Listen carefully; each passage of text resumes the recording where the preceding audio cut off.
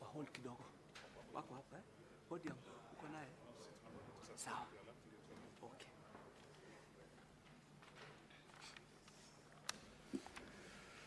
Senator Boni, take your seat.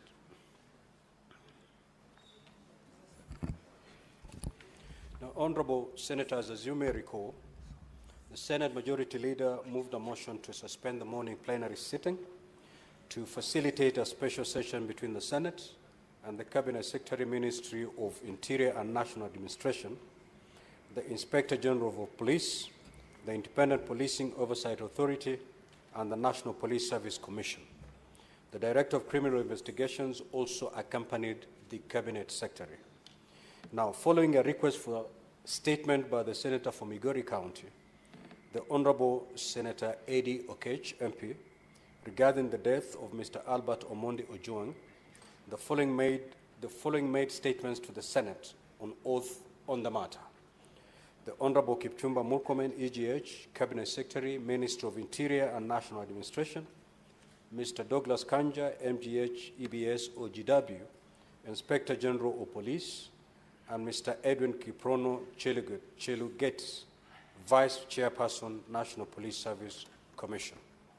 Mr. Mohammed Amin, EBS, Directorate of Criminal Investigations, and Ms. Anne Wanjiku Mwangi, Vice Chairperson, Independent Policing Oversight Authority. Now, honorable senators, following the statements by the office holders referred above, I allowed honorable senators to make comments and seek clarifications on the matter. This continued until 1 o'clock, the time ordinarily appointed for the adjournment of a morning sitting on Wednesday. At the time of adjournment, 16 senators had sought clarification, but still my dashboard was full with senators who wanted to make interventions on the matter. I therefore directed that the proceedings will continue during the afternoon sitting at 2:30 p.m. to facilitate the Senate to exhaustively interrogate this matter. At an appropriate time, therefore, in this sitting, I will allow the Senate Majority Leader to move a motion for the temporary suspension of normal proceedings pursuant to Standing Order 38 for the session with the Cabinet Secretary and his team to continue. Upon approval of the motion, I shall allow the Cabinet Secretary and his team to respond to the issues sought before allowing other interventions from the senators, giving priority to those who have not spoken. Honorable senators, during the session with the Cabinet Secretary and his team, the rules will have been relaxed. However, it is important to uphold decorum and decency in these proceedings. The Cabinet Secretary and his team are reminded that they are still under oath. Senate Majority Leader.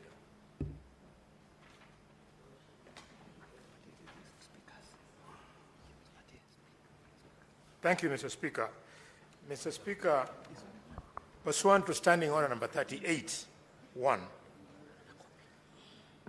I move that the Senate do suspend its proceedings in order to allow senators to efficiently interrogate the Cabinet Secretary for Interior and National Administration, the Inspector General of Police, and the chairpersons of the Independent Police Oversight Authority and that of the National Police Service Commission regarding the safety and well-being of arrested persons in Kenya while in police custody, and in particular, the circumstances surrounding the death of one Albert Omondi Ojwang.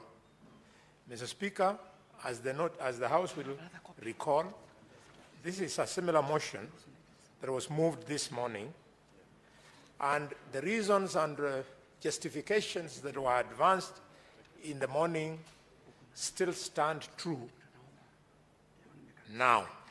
And for this reason, I don't want to go beyond this. I urge members to vote to support.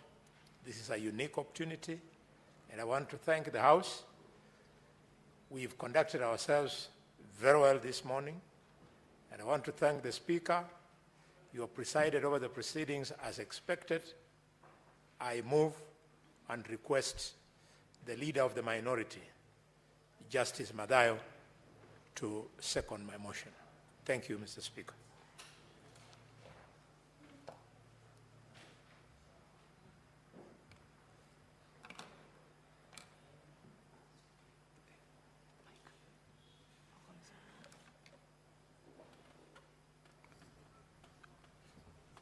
Thank you, Mr. Speaker. Mr. Speaker, I fully support the move of this motion. My brother, Dr. Boni Khalwale, and therefore second the motion. Thank you. Honorable Senators, I will now propose the question that pursuant to Standing Order 38.1, the Senate do suspend its proceedings in order to allow Senators to efficiently interrogate the Cabinet Secretary for Interior National Administration, the Inspector General of Police, and the chairpersons of the Independent Policing Oversight Authority and that of the National Police Service Commission regarding the safety and well-being of arrested persons in police custody, and in particular the circumstances surrounding the death of Albert Ojwang. Now, the floor is open for debate. However, Honorable Senators, this being a procedural motion, with your concurrence, you may allow me to put the question so that we dispense with it. I will therefore proceed to put the question that pursuant to Standing Order 38.1, the Senate do suspend its proceedings in order to allow Senators to efficiently interrogate the Cabinet Secretary for Interior National Administration, the Inspector General of Police, and the chairpersons of the Independent Policing Oversight Authority and that of the National Police Service Commission regarding the safety and well-being of arrested persons in police custody, and in particular the circumstances surrounding the death of Albert Ojwang. Will as many as of that opinion say aye? Aye. Will as many as of the contrary opinion say nay? The ayes have it. Now, Honorable Senators, pursuant to Standing Order 38, just take your seat, Senator Fernandez. 38.5, I will allocate the time. I will give this up to close of business today so that we conclude this matter. We don't have to leave other members of this House feeling having been left out.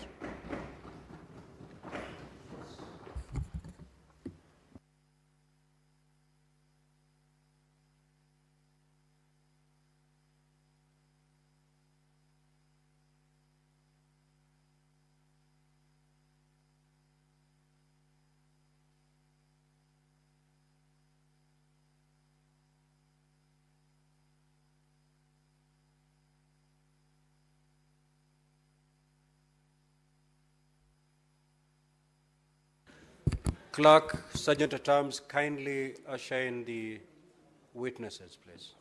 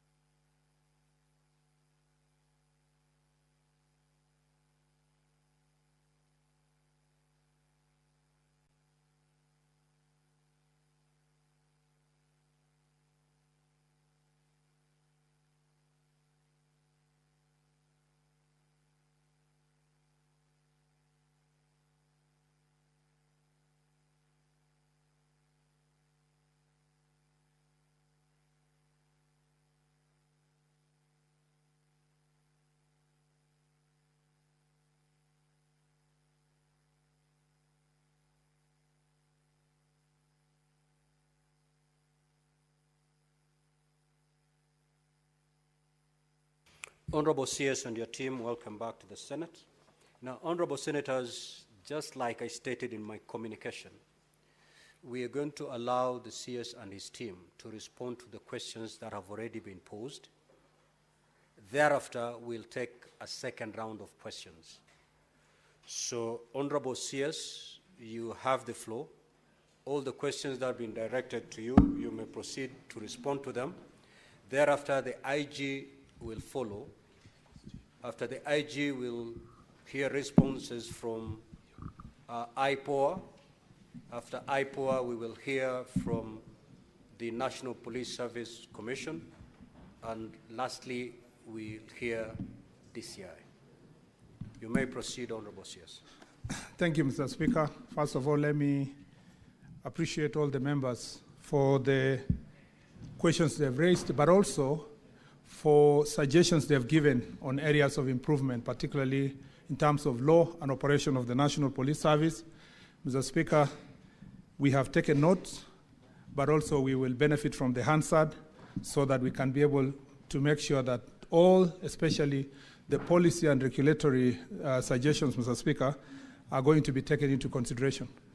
Mr. Speaker, I understood this assignment. First of all, let me say this. I came here today not because I was called, not because I saw any letter, maybe it was sent from your office. I just saw you live, Mr. Speaker, yesterday. And once you announced live that you will need the minister from here, I did not even take 5 minutes. I called the IG. And I told the IG and the chair of IPOA that we must go to Senate. So, Mr. Speaker, I am very grateful that there is a forum like this for us to be held into account. And like many colleagues have said here, that the same exercise I used to do before to hold others into account, Mr. Speaker, I must also abide by the same process to be held into account. So, Mr. Speaker, I respect the authority of this House. Mr. Speaker, I also want to correct an impression that may have been created by my statement.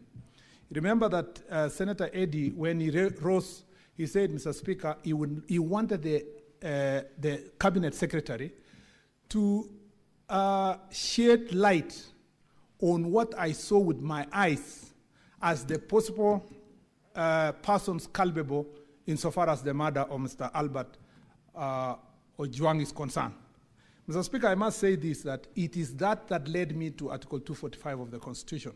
And Mr. Speaker, most people may have misconstrued to mean that the Cabinet Secretary does not have responsibility to oversight the National Police Service in the work they do, whether it is in excesses of police officers or in other policy issues. Mr. Speaker, that's far from the truth.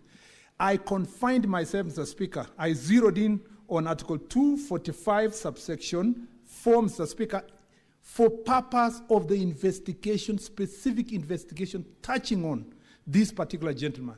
Mr. Speaker, it will be a violation of our Constitution if, as a Cabinet Secretary, Mr. Speaker, I would now arrogate myself a responsibility contrary to Article 245(4) of the Constitution, where when an investigation is done, if it is suspected that a senator has committed an offense, and as a Cabinet Secretary starts saying, I call the IG and tell IG, go arrest so-and-so, investigate so-and-so, charge so-and-so, the people of Kenya under Article 245 of the Constitution wanted to remove the possibility of any person, not just the Cabinet Secretary, a senator, a president, and any other person would direct investigations into any matter outside the authority of the National Police Service and the Inspector General himself. That is why the only exception given, Mr. Speaker, is the office of the DPP, who can give directions to the IG to carry out investigations. So I want to correct that impression.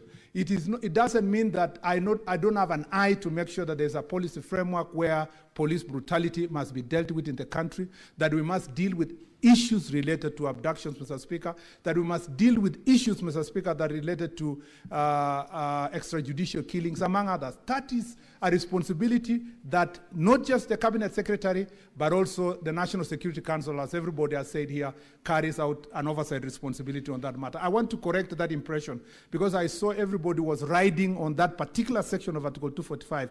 And if I may read again, Mr. Speaker, it says that no person may give a direction to the Inspector General with respect to the investigation of any particular offences or offenses the enforcement of the law against any particular person or persons. But enforcement of the law generally, I can give directions policy-wise. Investigations generally to acts or resurgence of certain acts or omissions, Mr. Speaker, or offenses, Mr. Speaker, I can be able to give that direction. But I cannot wake up here and say, Senator Eddie be investigated, or Senator so-and-so. That is what Kenyans were running away from. Number two, Mr. Speaker, is to say that it is also not right for me, under the same article, to give direction as to the employment, assignment, promotion, suspension, or dismissal of any person who works in the National Police Service. Again, the people of Kenya wanted to remove a situation where political leaders, including the Cabinet Secretary, Mr. Speaker, would use their position to determine whether a police officer will be transferred, will be promoted, will be fired, will be hired. Mr. Speaker, that was the intention of the people of Kenya, to insulate the National Police Service and to make sure that it's an independent institution. But that does not mean that under policy direction, we cannot tell the Inspector General that any person who is found committing an offense must be removed. That is a policy direction, but not to superintend upon the rules of the IG by picking on specific officers to say, arrest this or leave this other person. If that clarity is achieved, Mr. Speaker, then Mr. Speaker, the problem that people had, including Senator Kalwale, on the question of I do not have an eye. I do not have an eye constitutionally of superintending upon specific investigations. But I have an eye of ensuring that the National Police Service operate under the Constitution and the law, Mr. Speaker. I needed to make sure that I clear that issue. On the other issues, Mr. Speaker, I saw my friend Senator Kalwale had said, Mr. Speaker, because of that Article 245 of the Constitution, therefore, Mr. Speaker, I should abdicate my responsibility. Mr. Speaker, like has been said by many senators here, Senator Ojwang, Senator Kio, Mr. Speaker, on my position, and they have said what I did when I was in this House. My position has never changed, Mr. Speaker. I am, as like the Caleb in the Bible said, I am as strong as I was 5 years ago. Mr. Speaker, my position on the issues of brutality, my position, Mr. Speaker, on anything extrajudicial killings, my position, Mr. Speaker, on matters abductions remain the same position I had in this office, in this Senate. Mr. Speaker, let me say how. Mr. Speaker, when I go to office, I made sure that on the question, and you know, some people speak as though I've been in this office for 6 months. Mr. Speaker, I'm not yet even 6 months since I joined this office, but I'm glad that many people have expectation in me. I know even of a particular senator, Mr. Speaker, who never even waited for 2 months, whose natural national chorus is Murkomen must resign, Murkomen must be fired. Mr. Speaker, even when I was 2 months to the office, that was the song he was singing. Mr. Speaker, I am used to that song.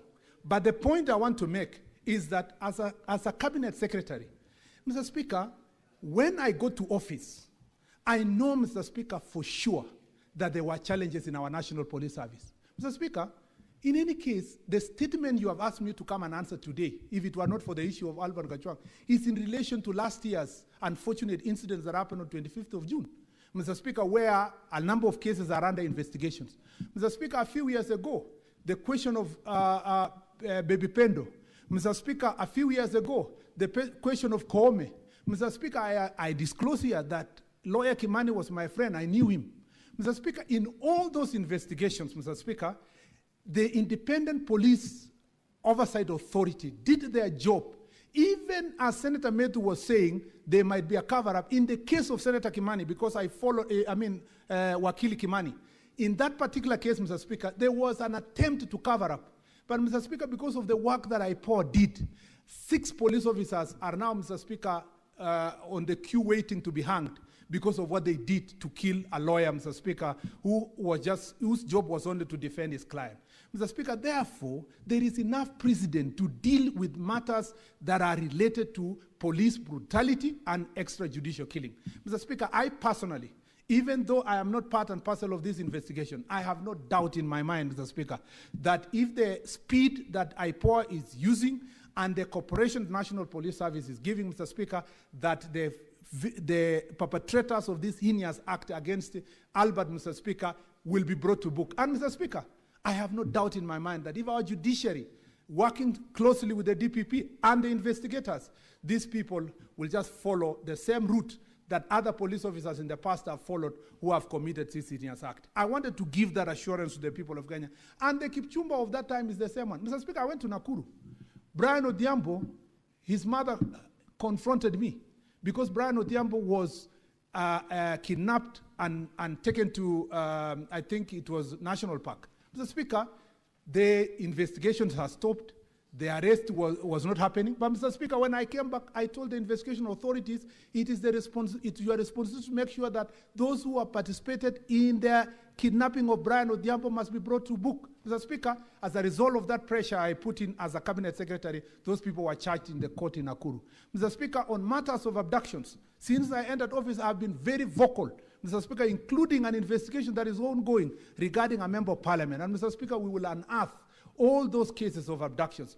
Mr. Speaker, when we came to office, even though I was not a cabinet secretary, Mr. Speaker, the president gave directions to the country during campaign and after we came to office that he does not want to see extrajudicial killing, he doesn't want to see bodies in River Yala, he doesn't want to see bodies in River Tana, he doesn't want to see bodies in Abadeas of people who have been abducted and killed. Mr. Speaker, we may not have exterminated completely these criminals who are doing these acts. But Mr. Speaker, I can tell you there is no systematic or planned such acts in government. And Mr. Speaker, there is not by accident that as this administration came to office, there are no bodies that are found in River Yala or River Tana, Mr. Speaker. Why? Because we took a stand position, Mr. Speaker, and we'll continue in that direction. And Mr. Speaker, I am glad that now we enjoy this level of democracy and freedom to speak. Even those who presided over the ministry when bodies were floating in River Yala, Mr. Speaker, now have the freedom to call us into order. And Mr. Speaker, it is because they know this is a government that is responsive to the things that the people of Kenya are asking for. And I want to assure the nation that I am the same Kipchumba who was a valiant soldier in this house. I will use the same vigor, Mr. Speaker, to exterminate all kinds of, Mr. Speaker, criminal activities within the police. And the police know. And I have told them clearly, in all the forum, Mr. Speaker, I established what is called Jukwaa la Usalama. In this Jukwaa la Usalama, all the OCSs attend the meeting. In every county, Mr. Speaker, we've completed coast and eastern 14 counties. Mr. Speaker, in all those forums, I want to assure the House that as a cabinet secretary, I have told the police officer in no uncertain terms that anybody who is going to be found to carry out such kind of extrajudicial killing will carry their burden. Let me come to the specific questions, Mr. Speaker, that touched on me. Number one, Mr. Speaker, Mr. Speaker, that was the first question by Senator Kalwale. Mr. Speaker, there is Senator Ojwang asked Mr. Speaker about, again, and I've responded to that question generally about my record and so forth. Mr. Speaker, on the extrajudicial killings, Senator also Ojwang asked Mr. Speaker whether I have given any policy directions related to, Mr. Speaker, this issue of Mr. Speaker, how to handle an arrested person. Mr. Speaker, if you look at the, let me just refer to this. If you look at the police standing orders, Mr. Speaker, at the moment, Mr. Speaker, and I don't want to read so that I give time to everybody to respond, because it's a long list, maybe I'll table later. The police standing orders already prescribe and provide, Mr. Speaker, how to handle a police officer, including before you book in, not a police officer, a suspect. Before you book in a suspect, you must confirm that he was in good health or not, Mr. Speaker. And those regulations. Honorable Senators, he has just said he will table, but yes, he wants to pick a few statements from yes, before he does that. So, Mr. Speaker, it says that the guidelines, Mr. Speaker, require that you must determine the health and general conditions of the suspect. Every arrested person shall be granted police bond and bail at the earliest opportunity. All suspects must undergo mental and physical health screening at the time of booking. The suspect must be immediately booked upon arrest and entry record in the occurrence book.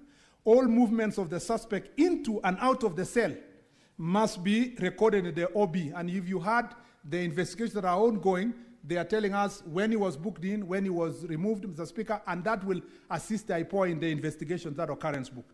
Mr. Speaker, police cells must not be overcrowded. Space per detainee must conform to minimum standards. The booking officer must inform the suspect of their basic rights. Communication must suspect all this. It is not the absence of the legal framework or policy directions that led to the killing of Mr. Albert Ojwang, Mr. Speaker. It is blatant disregard of the law and the Constitution. And that's why we are not coming here to give excuses that it is in the absence of a policy direction from the ministry. No, Mr. Speaker, it is just blatant disregard. If you see how that gentleman was beaten, Mr. Speaker, the person who did it is an animal. And it calls upon all of us to say that that person must face justice, and it at the shortest time possible, Mr. Speaker. And therefore, there is absolutely no reason on my side, Mr. Speaker, to try to hide anything, Mr. Speaker, because that investigations, as I said earlier, covering other previous police officers have led to them being held into account. Mr. Speaker, Senator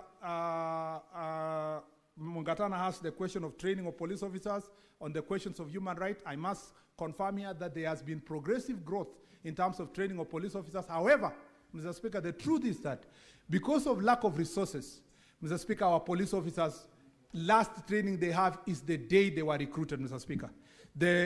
Only those in the higher cadre, Mr. Speaker, and all who sometimes get to go to promotion get to be trained, but a large number of our police officers do not get to go through this promotion. And therefore, one of the things that the National Police Service has been pushing, and we will push with them, and I'll help them push this issue, is to make sure that budgetary allocation is provided, Mr. Speaker, to ensure that the police get money to continuous training and updating their knowledge on human rights. Mr. Speaker, it's also expected that when you punish perpetrators like this, Mr. Speaker, it was always expected that we would send a message to others. But like any other society, when you have a force of 120,000 police officers, you will find a small number of them, Mr. Speaker, violating the Constitution and the law.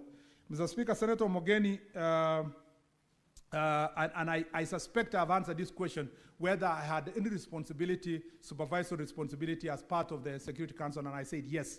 Mr. Speaker, the only answer I gave that I didn't have an eye on, and I am not supposed to do, is to meddle on specific investigation. If I do so, it will reach a stage where our cabinet secretary will be picking people politically on who's to be charged and who's not be charged, and that is what the Constitution tried to remove from us. Mr. Speaker, on the question of Senator Wambua, I think generally I've also answered by the statement I made, except to add that, Mr. Speaker, I want to assure my friend Senator Wambua that I did demand answers from the Inspector General of Police. The only difference is that because I'm a cabinet secretary, I cannot demand in public.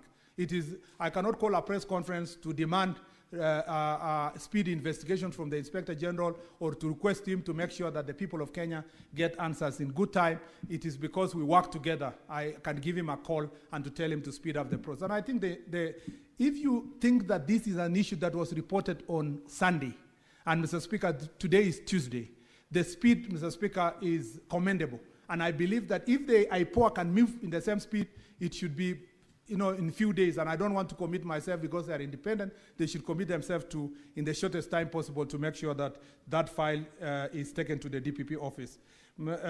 I also agree with the sentiments from Senator Veronica Maina, Mr. Speaker, on the human rights, on the reform program, that it must continue. There is a team that is currently constituted in the ministry that is working on the reform program. I have also asked a team, my own team in my own office, to look at all the legislation on issues of abductions and extrajudicial killing, if there are also areas that we need to close the gap to make sure that at least internally from our police force, there is no possibility of any person involving themselves in that issue. And Mr. Speaker, if I get areas where it needs legislative reform, I will come back to this House for support. Mr. Speaker, I agree with her that in one way or another we must support Albert's family, and I hope that those who will be found culpable also will be held into account, Mr. Speaker, over and above us just supporting from as government, and also all of us who are sitting here, perhaps from our own calling and generosity. Mr. Speaker, there was also a suggestion from Senator Dulo that we may need to look at the use of the computer misuse law. Mr. Speaker, we were here, we debated this law, there were issues, it went to High Court, it went to Court of Appeal, where it is at the moment. Mr. Speaker, some of those issues, we can relook at them. Mr. Speaker, even the team that I've constituted in my office, I've told them to look at all the decisions of the courts, including Justice Ogola's rules, among others, Mr. Speaker, on how to handle a suspect, so that then we can see if we have updating the standing orders, or we are coming up with new regulations that will make sure that our police service is a bit, Mr. Speaker, up to date. Mr. Speaker, I know that I have been asked whether I should run away from this responsibility. Mr. Speaker, for the 6 months I've been in this office, nearly 6 months I've been in this office, the effort and the energy I've put to revamp this ministry, Mr. Speaker, gives me hope that in the near future we will see the fruits of this responsibility. Mr. Speaker, I know that in moments like this, like those who went before me and others who have other responsibilities, Mr. Speaker, these are the moments that the duty to serve overrides, Mr. Speaker, the condemnation to throw in the towel. It is important as a leader, when you are faced with challenges, to provide solutions. If you become the kind of a leader that runs away from solutions, Mr. Speaker, then you miss that opportunity. Mr. Speaker, I've been asked by dear Mr. Nyutu and Senator Nyutu and Senator Kalwale, Mr. Speaker, the question of why, Mr. Speaker, I should not ask the DIG Langat to step aside. Mr. Speaker, let me say this, that, Mr. Speaker, this is an ongoing investigation. To the best of my knowledge so far, the information we only have is that the Deputy Inspector General of Police, despite being the DIG, took the step to report what he thought was an act of, or a crime committed against him. And Mr. Speaker, went low as reporting this to the DCI. And that investigation was done. And in the process of this investigation, somebody has died. Mr. Speaker, nobody has told me here whether the investigations lead to a particular result, whether it is to protect him or to exonerate him or to charge him, Mr. Speaker, is not my responsibility. That responsibility rests with independent police oversight authority if they find any culpability, Mr. Speaker. The rule of law demands from all of us, God forbid, should a senator here, at the rank of minority leader, for example, report a case to the police and the suspect is arrested and dies in custody, God forbid that the minority leader, someone will say he must take responsibility. In the same breath, Mr. Speaker, there must be a link between the crime and the individual. And therefore, Mr. Speaker, I will ask IPOA, and as I said earlier, as the Cabinet Secretary, I will not play a role in pushing for a particular person to be charged or a particular person to be exonerated. The evidence must lead to the suspect, Mr. Speaker. And when we are going for anybody, it must be based on evidence. Otherwise, if we lose that rule of law, people will be taking advantage of such occasions to do the same. Mr. Speaker, ask yourself. I was here in this chamber, Mr. Speaker, when as I said, my friend Kimani was abducted by police officers and killed in Machakos. Mr. Speaker, I was here when the case of Pepe Pendo happened. I was here when Koome happened. Mr. Speaker, the process, even when people thought that there will be no justice, justice was found because the right process was followed by IPOA. I think we should support IPOA to do their job instead of getting ourselves to the direction where the House can direct who should be charged and who not be charged. Mr. Speaker, I was a bit worried. I know there is privilege in the chamber. I was a bit worried when senators divert to the attention of determining who is to be charged and who is not to be charged. Mr. Speaker, it violates the same Article 245 of the Constitution and affects the question of rule of law. What we should be demanding is that every person who will be found culpable, led by the evidence, must be brought to book, regardless of the position, regardless of his relationship with anybody. Mr. Speaker, and the last thing was, there was something to do with reforms again. And to close in, Mr. Speaker, I wanted to assure Senator Haji. Mr. Speaker, when Senator Haji spoke, I was fighting tears because he spoke for all of us and he spoke for this country. Mr. Speaker, the life of Albert Ojwang is as painful, Mr. Speaker, as the life of Father Alois, who was killed by criminals. It's also as painful as the life of that person killed in Garissa. It's the same as the ones who died in Todonyang where I visited recently, Mr. Speaker. So, Mr. Speaker, in the national security architecture, we take every life seriously. We are glad that there is an opportunity today to discuss the question of the life of Mr. Albert Ojwang. I do not take it away from those who brought it to this chamber. But, Mr. Speaker, I want to assure the country that we take the same seriousness in every other life, just like the case of Albert. And I hope that also this chamber and the Republic will be conscious to deal with these issues when they come before us. Mr. Speaker, I remain seized of this matter. I will remain accountable to this House, and therefore, Mr. Speaker, I'm ready and willing to ensure that I respond to all the questions that this chamber. Mr. Speaker, in any case, in the statement I was going to bring to this House, there are also very weighty issues about abductions and police brutalities and citizens killing during protests last year. And I believe that, Mr. Speaker, when we get the time to come back again, these issues will have to be ventilated based on the responses that we are going to bring to this chamber. I thank you, Mr. Speaker. Now we are going to hear responses from the IG. IG, you mentioned the name of the senator and the question and proceed to respond so that we save on time. Thank you very much, Mr. Speaker, sir. The honorable members of the Senate, let me start by saying that I appreciate you very much. The questions that were raised here, they are questions that are weighty. They are questions that are very valid. They are questions that are also going to assist us, even when we are looking at our standard operating procedures and so forth. So I really, really appreciate your contribution, the questions that you asked. They are very, very important to us. Secondly, Mr. Speaker, sir, let me say that when I was being vetted by Parliament, I did inform the Parliament that I will operate within the frameworks of the law. And I demanded the same from my officers, the members of the National Police Service, to operate within the frameworks of the law. That is the reason why myself as the Inspector General and the leadership of the National Police Service, we are pained by the loss of the late Ojwang in our police cells there. We are pained. As a parent, I'm also pained for losing young Ojwang. I feel pained. Now, when we go to the questions, the first question was by Honorable Senator Okeshi. The circumstances that led to the death of the late Albert Ojwang. These circumstances are being investigated by IPOA. And as my CS has said, let us give IPOA an opportunity so that they can quickly be able to investigate and tell us openly exactly what really happened. Number two,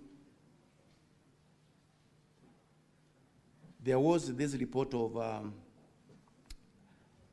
Albert having hit his head against the wall. That is the information that came, the primary information that came from the same station. But in the subsequent press briefing that I did, that was rectified, and in fact, we can even be able to see it very, very clearly by the results of the investigations. There was this question that was asked by Honorable Senator Medho. Why was he taken to Bagathi and not Kenyatta National Hospital, which probably could be a little bit near? Let me say this. Both of them are government hospitals, both Kenyatta and Bagathi Hospital. Maybe for the officers who are taking him to hospital, they made a decision to take him to Bagathi, but both of them are government hospitals. And we believe that they have got what it takes to treat a sick person. Then there is also this question of the interdiction of the officers. Why is it that the Inspector General did interdict the officers immediately? The reasons as to why I did interdict the officer commanding Central Police Station, the duty officer of the night when the late Albert Ojwang lost his life, the officers who are manning the report office, manning the... IG just pause. Yes, what's your intervention, Senator Fokelefe? Thank you, Mr. Speaker. Mr. Speaker, I can see he has now going to be answering those questions which were asked. I had a question as to why was he not arrested, charged, or put whatever in a custody or something like that in Homa Bay. Why did he have to travel all the way from Homa Bay to Nairobi and ended up losing his life here? Senator Fokelefe, the IG has a list of all those questions. He will get to yours. Just be patient. Proceed, IG. Thank you very much, Mr. Speaker, sir. This question was actually asked by Honorable Senator Medo, as to why I did interdict these officers, because these were the officers who were on duty there. And we wanted to ensure that once the IPOA takes over, the investigations are smooth and there's no one who is going to interfere with those investigations. That's why we wanted them to step aside and allow free investigation, because we wanted expeditious investigations to be carried out. We wanted to know who is this or who are these who committed that heinous crime. And we want to know it as quickly as possible. There was the question from for Boni Harwere. That one has been answered by my CS.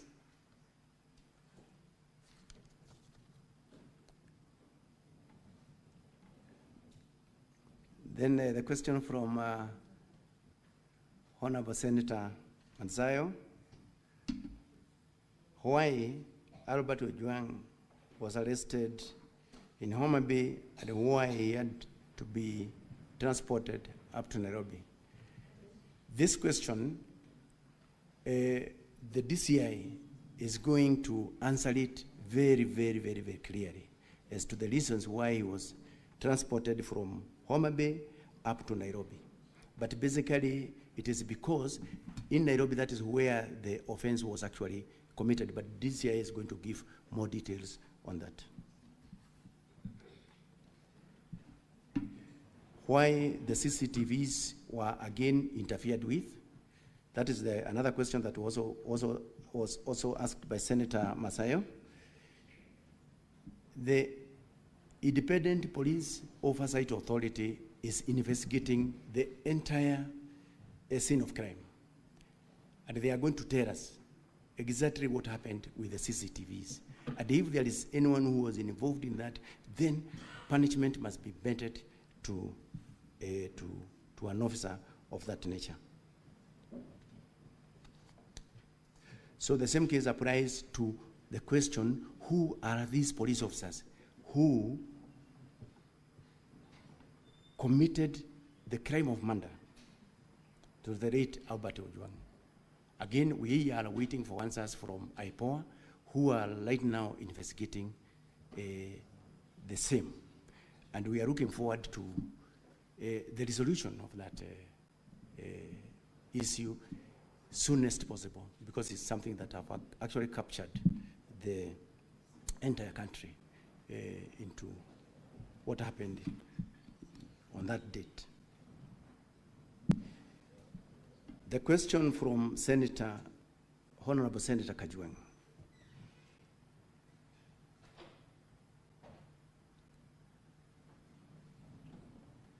Now, this question of withdrawing and apologizing to the Senate and the country on the question of the late Ojwang, Ojwang having committed, hit his head on the walls.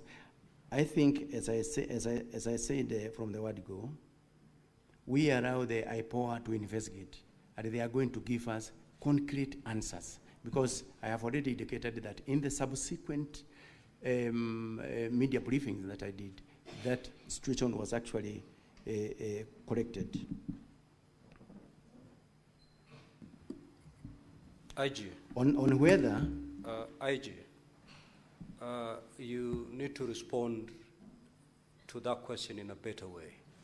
This was the question by Senator Ojwang, that through your official communication, the first information you put out there to the public was that the young man had hit his head against the wall and therefore died. Later on, after the autopsy was carried out, it was found to be totally different. The question that the senator then rose to ask was, would you, having put that communication to the public that the young man hit his head on the wall and died, would you withdraw that particular communication and proceed to apologize to the nation? That was the question the Honorable Senator asked. If you're unable to do that, you can also, that's also an answer. Thank you very much, Mr. Speaker. On that question, let me say this. Number one, if in the ongoing investigations by the IPOA investigators, we get to know the truth, the officers who issued the initial report that we relied upon, then they will have to face disciplinary proceedings as provided for by the regulations by providing incorrect information. So we are awaiting the outcome of the investigations of IPOA in that. IG, we've had the benefit of hearing the representative of IPOA in the morning, and they were very categorical on what caused the death of this young man. What more do you want to hear?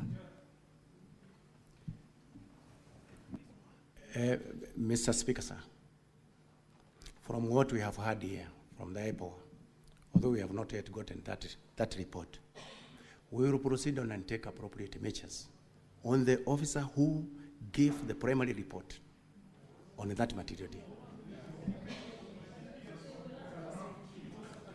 We have taken note. IG, proceed.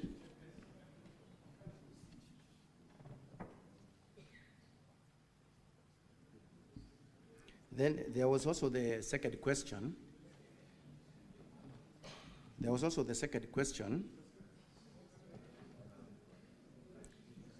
Honorable Senators, I think we are doing pretty well now. We are doing very well. What is your intervention, Honorable Mungatana? Now, IG, the reason why you're attracting a lot of intervention is because you do not want to open up and just tell the senators exactly what happened. We're here to hear the truth. Just give us the truth, and there'll be minimal interventions. Proceed. Mr. Speaker, I have a lot of respect for the current IGP. In fact, a very professional police officer. But I wanted to remind him, the Constitution has given us, under Article 238, the principles of national security. And Mr. Speaker, on 238(2)(c, it says, in performing the functions and exercising their powers, national security organs shall respect the diverse culture of the communities within Kenya. And Honorable Senator Ojwang has said, to imply suicide from his cultural background, it is attracting a huge stigmatization of that family. So I'm inviting the IGP to offer an unconditional apology to the Senate in view of the post-mortem report that has been made public, and then we proceed, Mr. Speaker.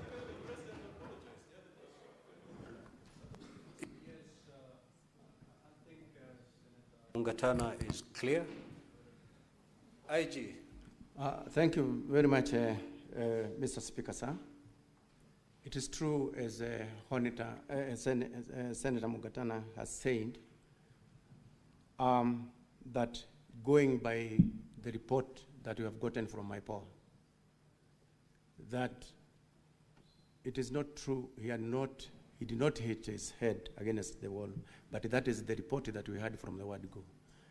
I tell my apology on behalf of the National Police Service because of that information.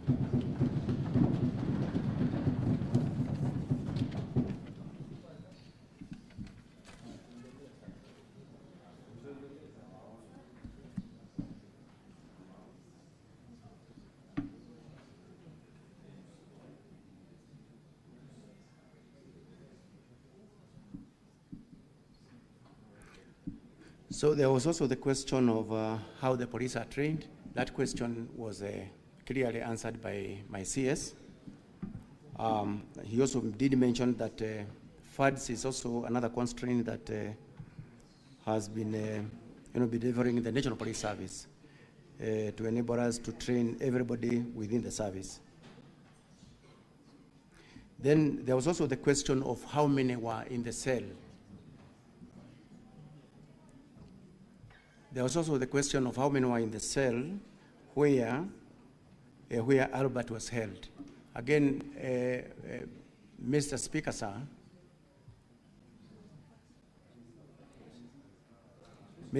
sir, this question, again, will also be answered very clearly in the investigations by the IPOA of how many were actually in that cell.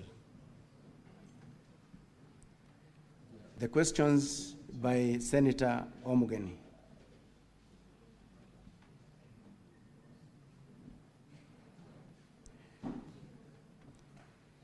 As I have indicated, I myself am a parent. My other senior level commanders, they are all parents. By losing Ojwang, it pains me, it pains them. It is not right to lose them in a police cell. Now, when he arrived, or when he was brought in from Hamabe,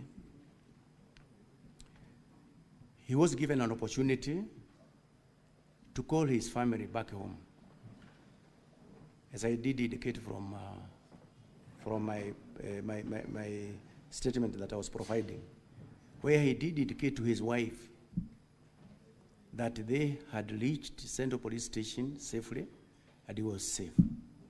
So that one confirms that when he reached Central Police Station, he was all right, by his own statement to his own family, that he was fine.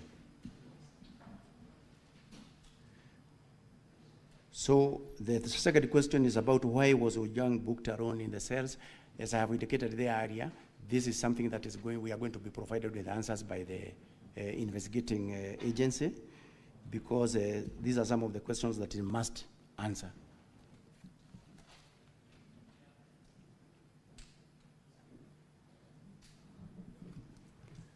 The questions that were raised by Honorable Senator Wabua. IG, you 2 minutes ago you're doing fairly well, but I can see there's a relapse.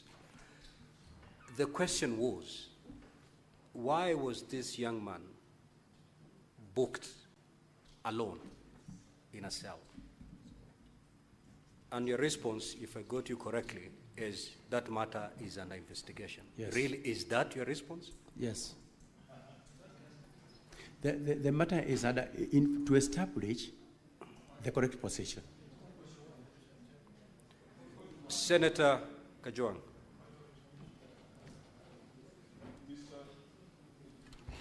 Mr. Speaker, I'm assuming that the IG is proceeding sequentially. and he has conveniently avoided 2 questions that I asked.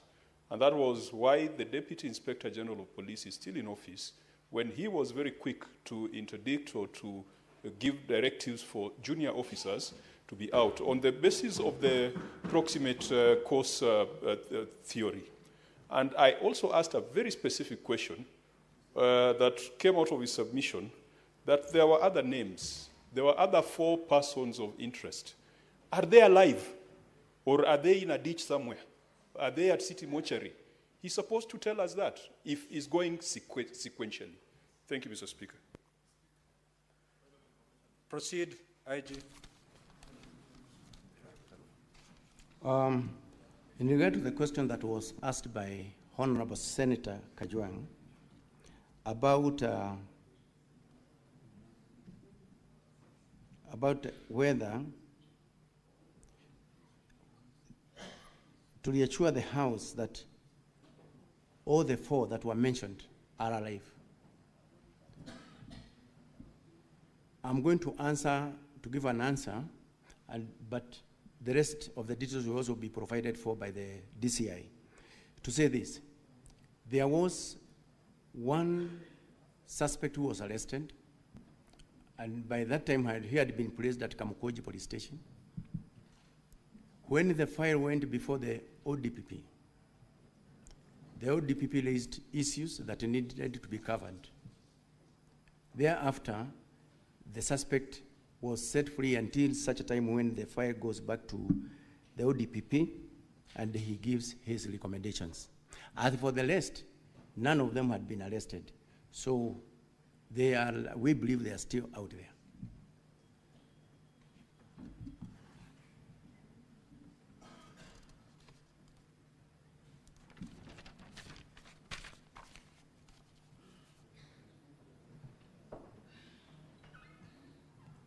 About why the DIG is still in the office, the reason why I did not go back to that question, it is because the CS had given actually an answer on the same.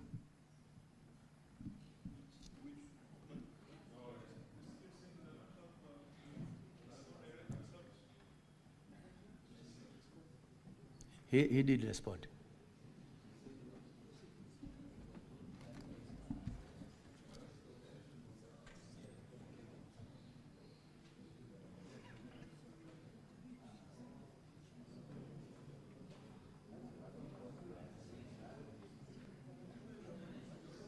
Yes, proceed, IG. Proceed. We need to save on time. Thank you very much, Mr. Speaker. So that question of why Ojwang was booked alone in the cells, as I have answered right now. No, we are saying. Honorable Senators, the IG has responded to that question. His answer may not be satisfactory, but it's an answer. That is what he replied. Proceed. Thank you, Mr. Speaker, sir. The questions that were raised by Honorable Senator Wabua. He first of all registered displeasure of the absence of the chair IPOA. I think that one was recorded. The question that was directed to the IG is when at the Central Police Station,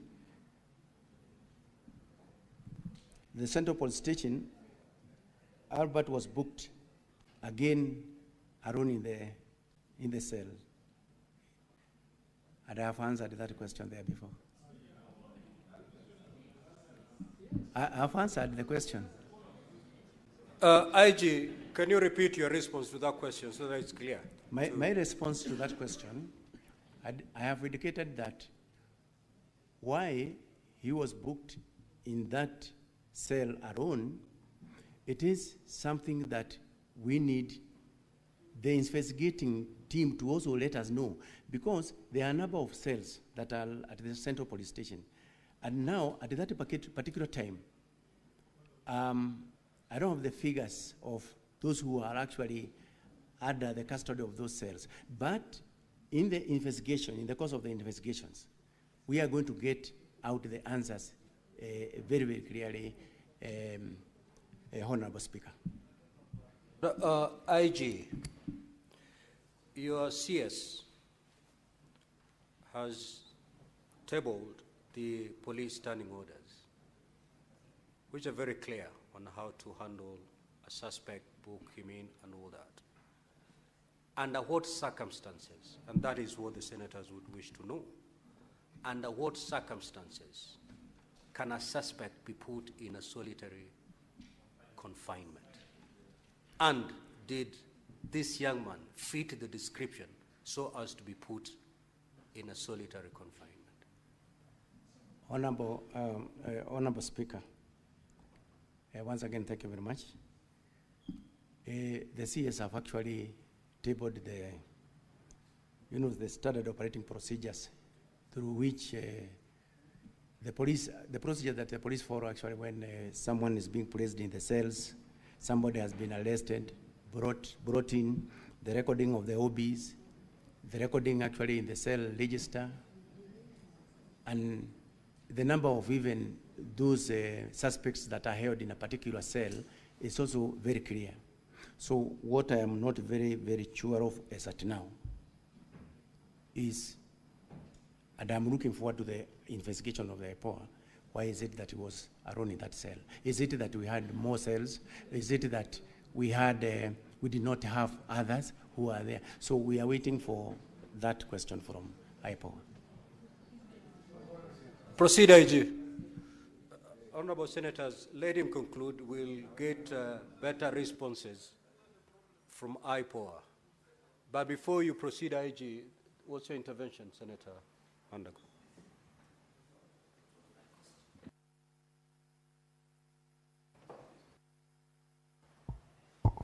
Thank you very much, Honorable Speaker. I just needed some small clarification, Honorable Speaker.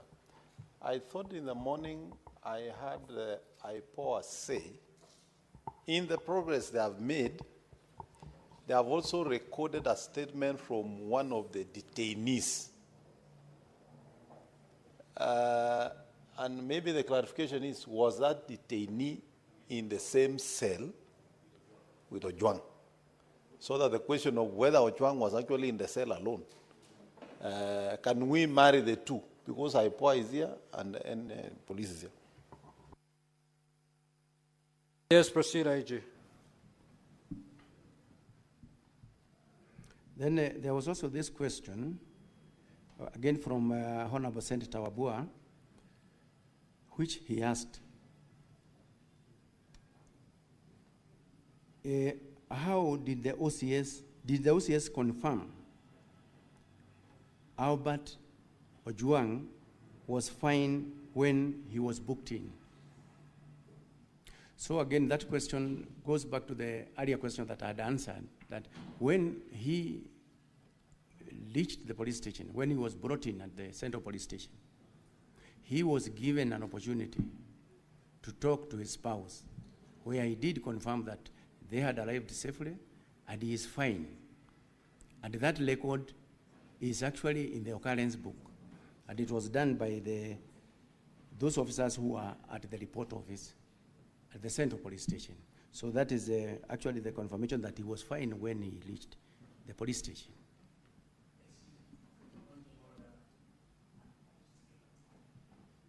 Certainly, it cannot be a point of order, Senator Onyonka. You may put forth your intervention. Thank you. IG, there's a gentleman who was the OCPD of that police station at Central, Mr. Benjamin Talam.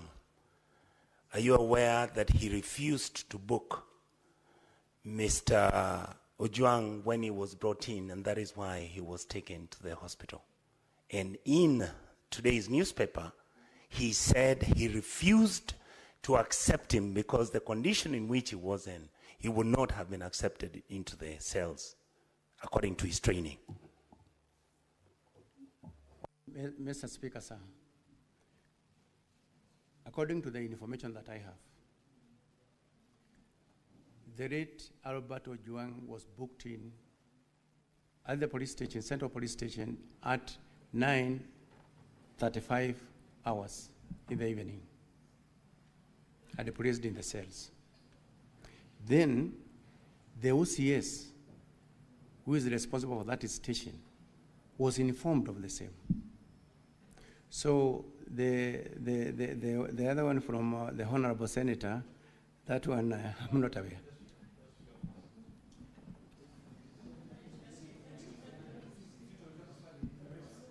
Honorable Senators, I'm taking note, and Senator Wambua, I'll come back to you. Just run through the questions that you have. For those ones that we feel are not satisfactorily answered, we will certainly have an opportunity, Senator Boni. Just proceed.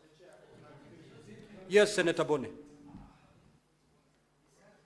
Mr. Speaker, the public and the Senate are expecting that the witnesses we have this afternoon will shed light.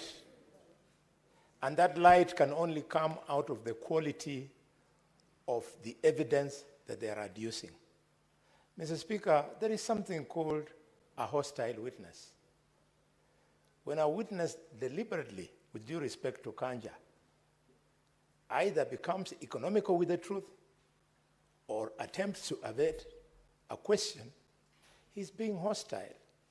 What is the value of this exercise if the IG, who is supposed to have convinced himself on how Ojwang was handled, how can he be the same one now deflecting that responsibility to IPOA? He's supposed to give evidence in the same manner he'll give to IPOA when IPOA will call him to appear before them, Mr. Speaker. I know, Honorable Senators,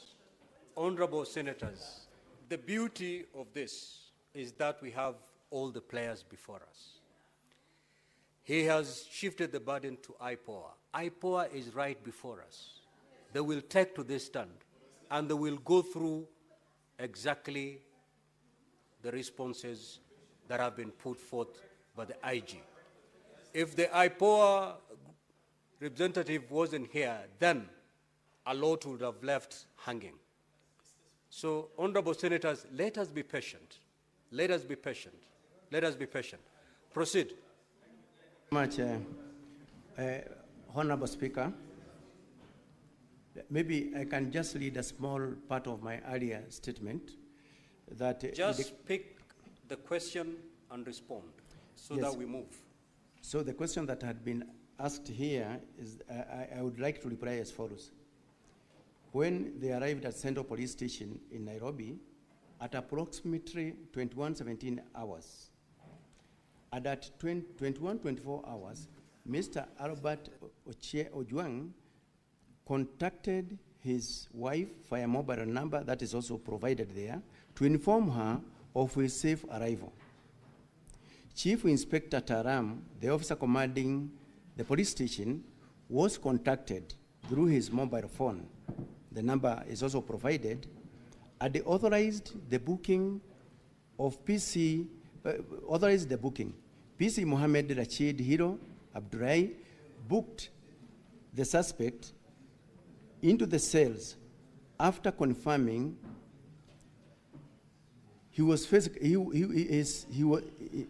his normal physical and mental state was okay.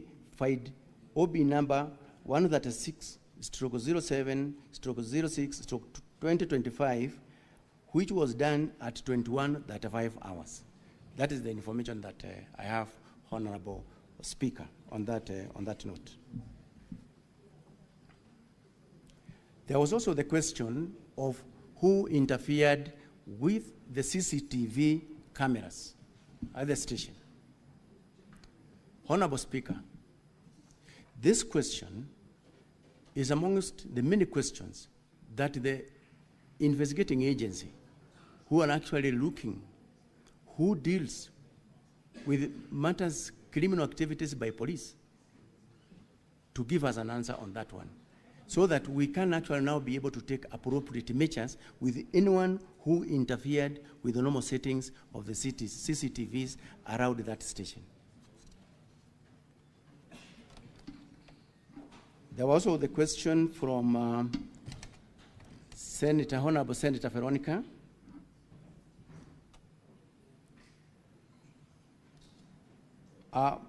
The first question was, who deleted the Albert X account?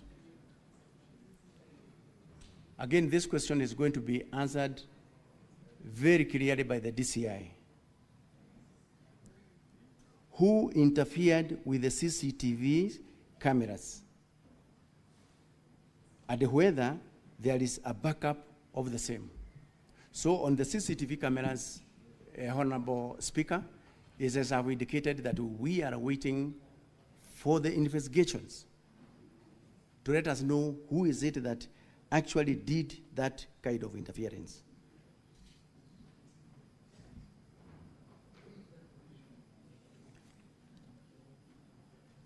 On the issue of whether we have a backup or not, we have already given some experts an assignment on that, and we are going to get that report very soon when we are still here.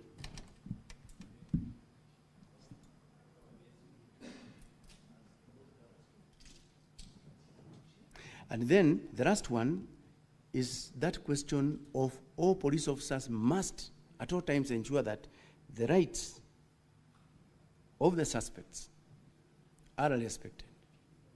That is our standard operating procedures. For those who defeated away from that, then they must face the full wrath of the law. That is our position. That the officers, police officers must at all times respect the rights and freedoms of the people, whether they are suspects or not. I'm saying this because, Honorable Senator, police officers are at the forefront in the defense of the rights and freedoms of the people. So any officer who turns against that, he goes against the same law that he is supposed to protect. And they are, all of them, they are aware, out there in all the teachings, in all the deployment throughout the Republic, that the rights of suspects, the rights of the other Kenyans must be protected at all times. So as I have said, anyone who goes against that, then he must face the full wrath of the law.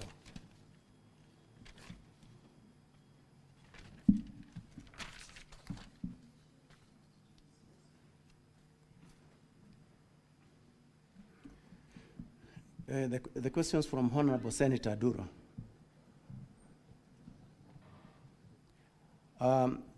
Honorable Duro requested that I provide all the documentary evidences of the letters that the DIG did to the DCI. We have them, and I want to promise that by tomorrow, when we are attending the Committee of Senate, we will be having those documents with us. She did ask the same question: why does the police have to drive all the way from Homa Bay, the suspect from Homa Bay to Nairobi? That is, as I have answered there earlier, and the DCI is also going to give additional details on the same.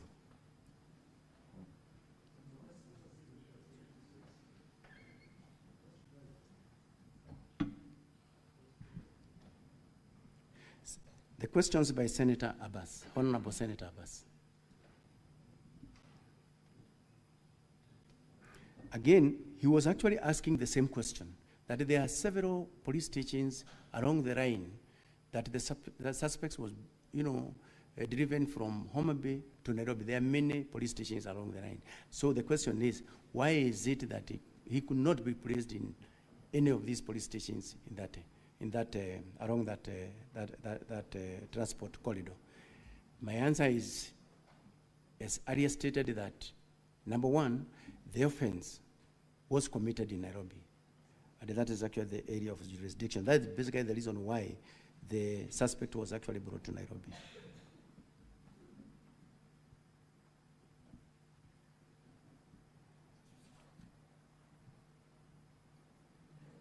Then there was also this question from Honorable Senator Haji, where he asked, why is it that the investigations could not be conducted elsewhere where the suspect was arrested? So the answer to that question is that the offense was again committed in Nairobi. That's the reason why the suspect was driven from Homa Bay to Nairobi.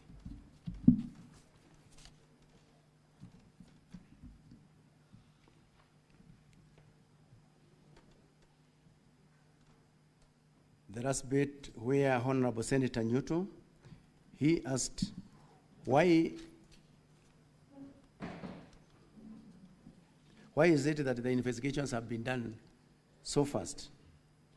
So again, he wanted to know who actually killed the late Albert Ojwang. As I had answered there earlier, Honorable Senator,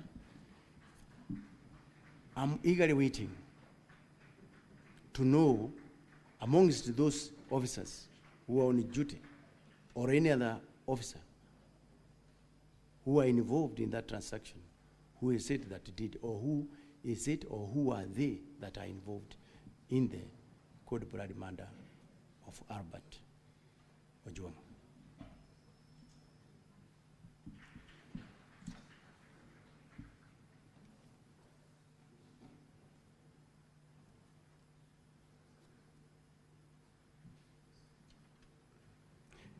Then there's this question of since when did the police start assessing the well-being of suspects? That question, if you look at our occurrence book, it has got several columns. And in one of the columns, there is the physical state and also even the weather. So we do indicate in that particular column, how is the suspect looking like? Even the weather, if it is raining, we say it is raining. If it is chilly, it is cold. So they are there, they are provided for in that occurrence book, Honorable Senator. So it is on that basis, after he also spoke with the spouse, it was also confirmed that he did confirm that I'm okay and I have arrived safely in Nairobi. So based on that, the OB recorder recorded the same in the occurrence book. And it is there actually to be seen by everybody.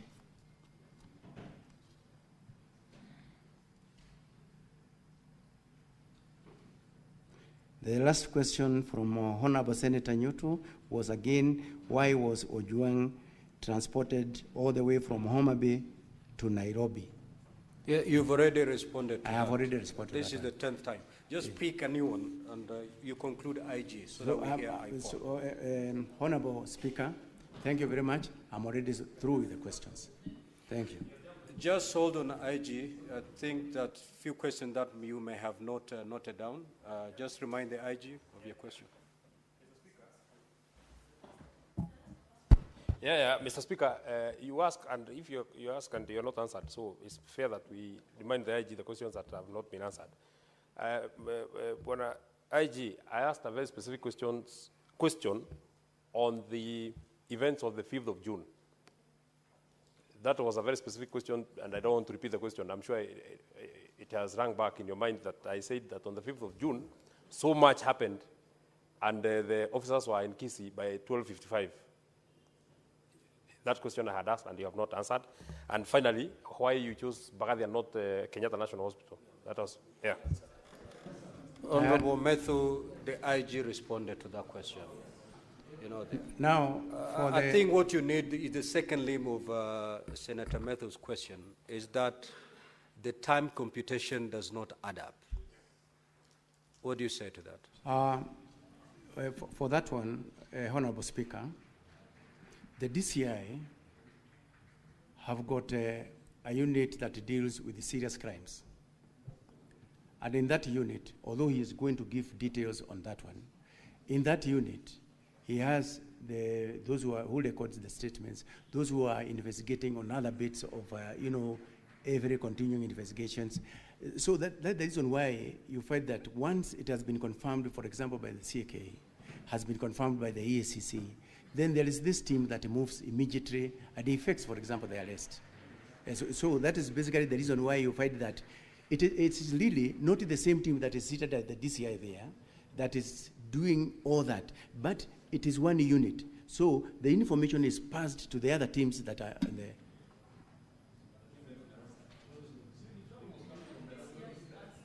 Honorable Matthew, I think he has passed the buck to IPOA and DCI. Exactly. So wait until DCI or IPOA, then they may be able to take that. So, honorable senators, let us now have IPOA take the stand. Senator Haji, you will. We still have all the witnesses around, you will. Exactly. Proceed, Senator Haji.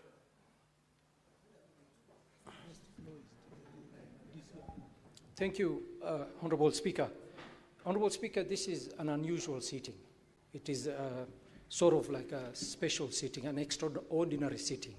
The rules are not very clear, Mr. Speaker, and I would really wish that you would make a ruling so that we can proceed with speed and conclude in time. Mr. Speaker, if you allow everybody to ask a supplementary question, we will be here for a very long time. And we are not here, Mr. Speaker, as far as my understanding, to cross-examine the individuals that are here, appearing here today. If we were informed that that is the case, then we would have been here very well prepared to cross-examine every answer that is submitted to this House. So, Mr. Speaker, and also not to forget that this matter has also been referred to the committee. I don't know what you expect the committee to do, what work to do, if we are going to handle everything here today. And we don't have the time.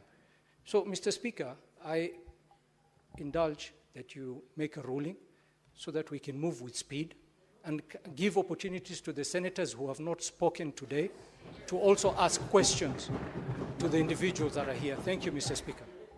Now, honorable senators, I was very clear on the procedure to adopt going forward. And I said we're going to hear all the witnesses. Thereafter, I was going to allow senators to ask for clarifications or ask questions. We did the first round before we adjourned for lunch.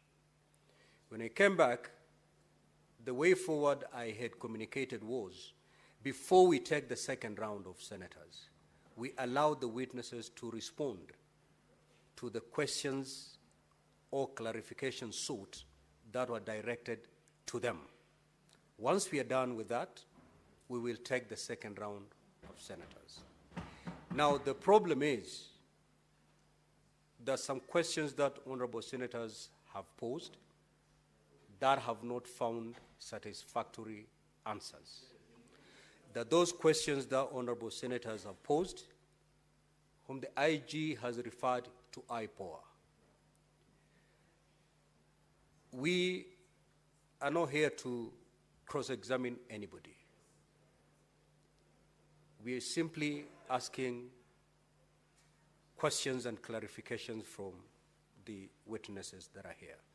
So, honorable senators, I would urge us to do this. We step down the IG. A lot of his responses were actually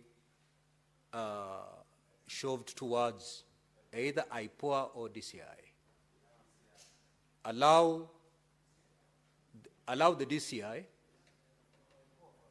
Allow the DCI because the IPOA will combine DCI and IG. So let us allow DCI to take the stand. Now, honorable senators, for us to make progress, let us minimize the interventions. Yeah, okay?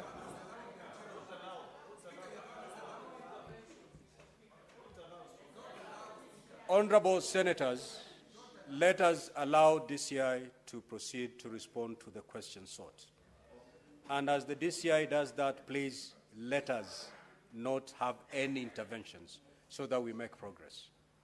Proceed, DCI. Yeah, thank you very much, Honorable Senator and Honorable Speaker. And I would like also to appreciate Honorable Speaker and the members for giving me this opportunity to respond to some of the issues raised on the floor, Honorable Speaker. Honorable Speaker, an Honorable Senator has actually appealed to my religious faith. And I would like to categorically confirm that I fully understand the religious implications of swearing by the Holy Quran. I cannot please a human being so as to displease my Creator. So mine is to reaffirm that whatever I've said before the Senate and whatever I'm going to say shall be the truth and the whole truth, Honorable Speaker.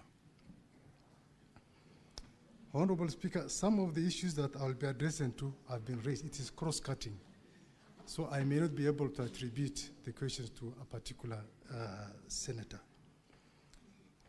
I wish to confirm that it is true that just like any other citizen, the DIG KPS, Mr. Lagat, filed his complaint with the DCI in view of the very, very serious allegations touching on the integrity, both on the office and on the person of the DIG KPS.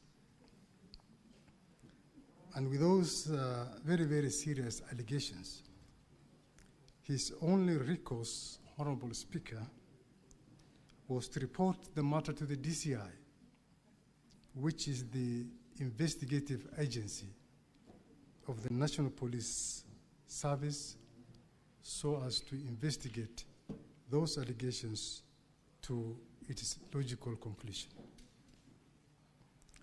There was nothing extraordinary with that report. Honorable Speaker, we have in the past received and investigated similar complaints from senior government officials, senators, members of parliament, and the investigative process has always remained the same. We receive the report, we investigate with a view to identify the culprits, and we take appropriate action. So the complaint by the DIG KPS, Mr. Lagat, was subjected to the same due process, Honorable Speaker, and there wasn't any preferential treatment as such. So I wish to confirm to this august House that throughout the subsistence of our investigations, the DIG KPS never interfered with the investigations whatsoever. Relating to the complaint letter and the statement, just like the IG has said, we are ready and willing to avail the same before this august House. The question on why the deceased, may his soul rest in peace, was transferred from Homa Bay to Nairobi. Honorable Speaker, the CPC Section 71, Cap 75, is very, very clear on the places of trial and jurisdictions.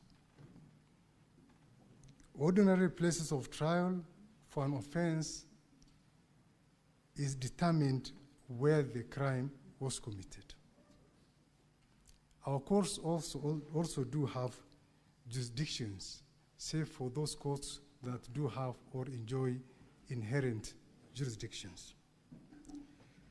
For this particular matter, Your Honorable Speaker, the offense we believe was committed in Nairobi, but the arrest was done in Homa Bay County, and that's why the deceased had to be driven all the way from Homa Bay to Nairobi.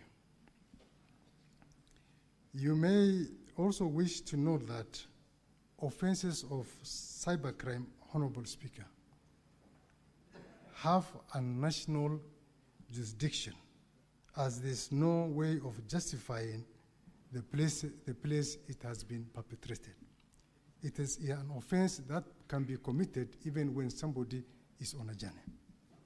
So it has a national jurisdiction. Senator Kalwale alluded to the fact that we did not have a court order.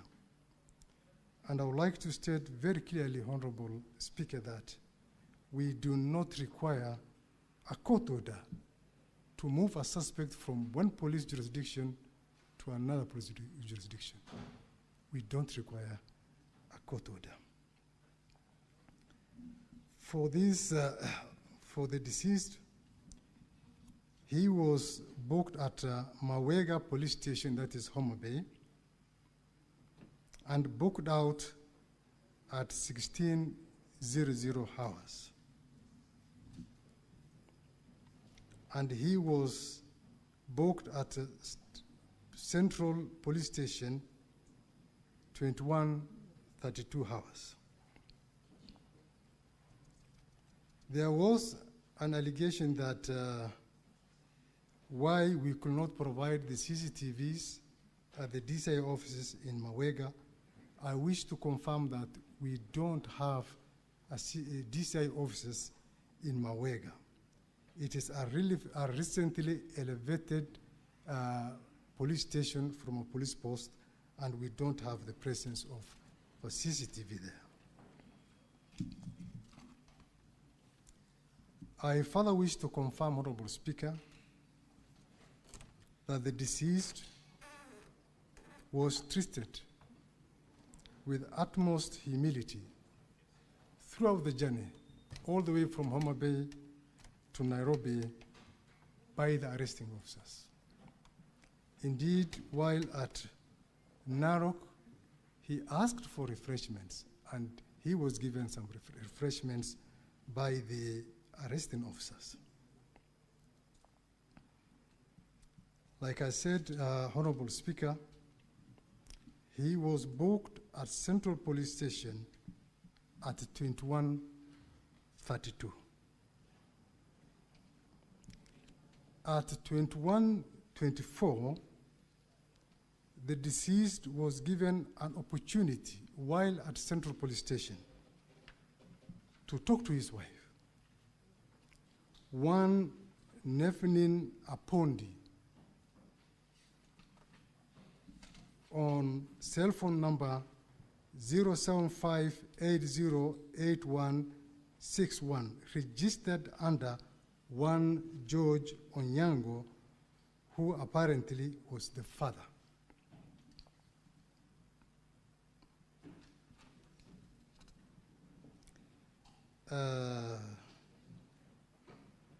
The vehicle that was used to ferry the deceased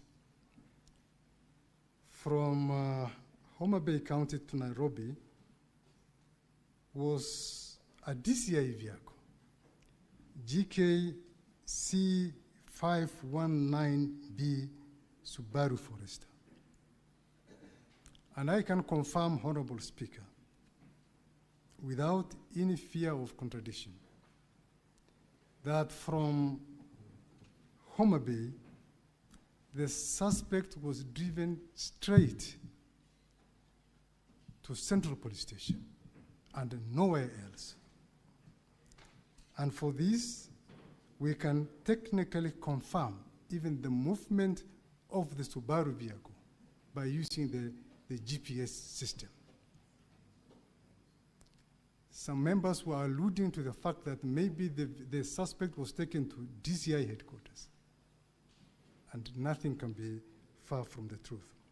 From Homa Bay, he was taken straight to Central Police Station, where he was booked in the cells. And the actual booking, the digital booking, was done by the report office personnel.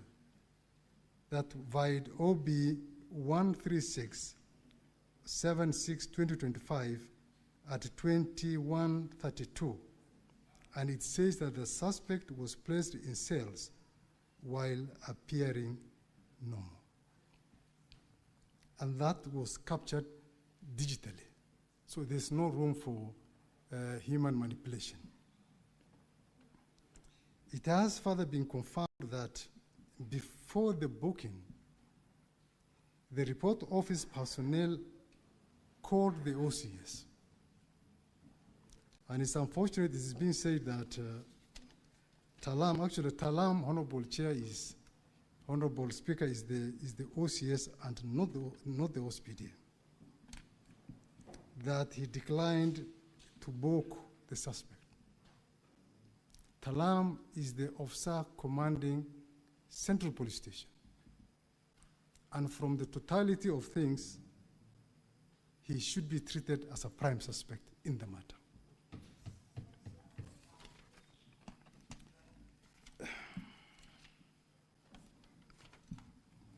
So, a question was raised about the whereabouts of the DCI arresting officers. Honorable Chair, I would like to first state that the fact in issue here is what caused and who caused the death of the late Albert Ojwang. We are not talking about the circumstances that led to his arrest from Bungoma, from Homa Bay, Honorable Chair. The arrest was legitimate and it was lawful. And he was arrested for legitimate reasons in view of the complaint and the subsequent revelations by our investigations. So, we know where the DCI officers are. They are actively on duty, Honorable Speaker. And they are available, if required, by IPOA for interrogation, for interview. And Honorable Speaker, if the investigation establishes that they participated in the killing of the deceased, then the law should take its course and suitable action be taken against them. In regard to one Kevin Moinde who was arrested and detained at Kamukunji Police Station, the Inspector General has very, very well elucidated that it is true he was arrested, and we forwarded the file to the DPP, who said that we did not cover certain points. And on the basis of that, he was released unconditionally until such a time when we cover some of the points raised by the ODPP. In regard to the other two, we did not arrest them. We don't know where they are, and we cannot confirm whether they are dead or alive, because these are characters we have never interacted with them at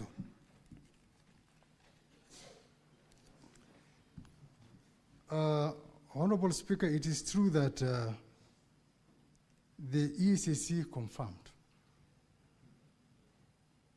the same day that our officers were in Homa Bay.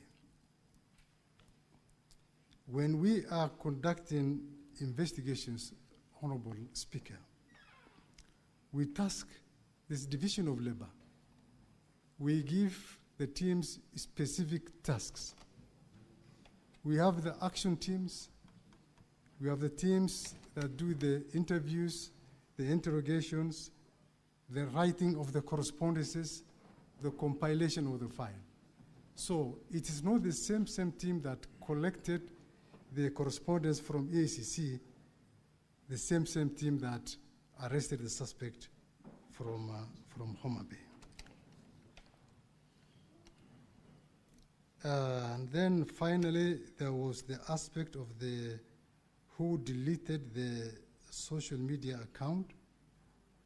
Honorable Speaker, this issue came after the fact of the murder. and we got this in the social media. And I believe in their investigations because we are not the ones having the conduct of the investigations. This should be an area that should interest the EPOA team to find out, besides other issues, who actually deleted the social media account and why and when. I think those are issues that can be sufficiently addressed by the EPOA investigations. Otherwise, Honorable Speaker, I want to rest my submission there unless there's another question. Thank you very much. Thank you, IG. Just before you take your seat, the question as to why the young man was arrested in Homa Bay, not charged in Homa Bay, but transferred all the way to Nairobi, was asked to the IG. His response was that the crime was committed in Nairobi. That was the response of the IG. There's some questions was directed to you, DCI, and this was your response, that the crime under the Cyber Crime Act is a crime of a national jurisdiction, meaning it can be tried anywhere. If indeed that is the case, having arrested this young man in Homa Bay with a crime of national jurisdiction, why was he brought to Nairobi?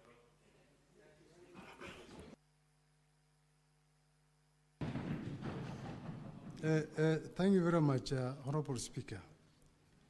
When we are making the decision to determine where to take a suspect, there are several variables that we consider. One is the logistics and the investigation convenience. If we say that we take him to a court in Homa Bay, and all majority of the witnesses are in Nairobi, the forensic lab evidence is in Nairobi, the complainant is in Nairobi. So because of that, and because of the logistic reasons, that's why sometimes we find it more convenient to have the suspect charged here in Nairobi instead of wasting a lot of resources going to Homa Bay. And that is provided for in our service standing orders, Honorable Speaker. Let's hear IPOA. You may take your seat, DCI.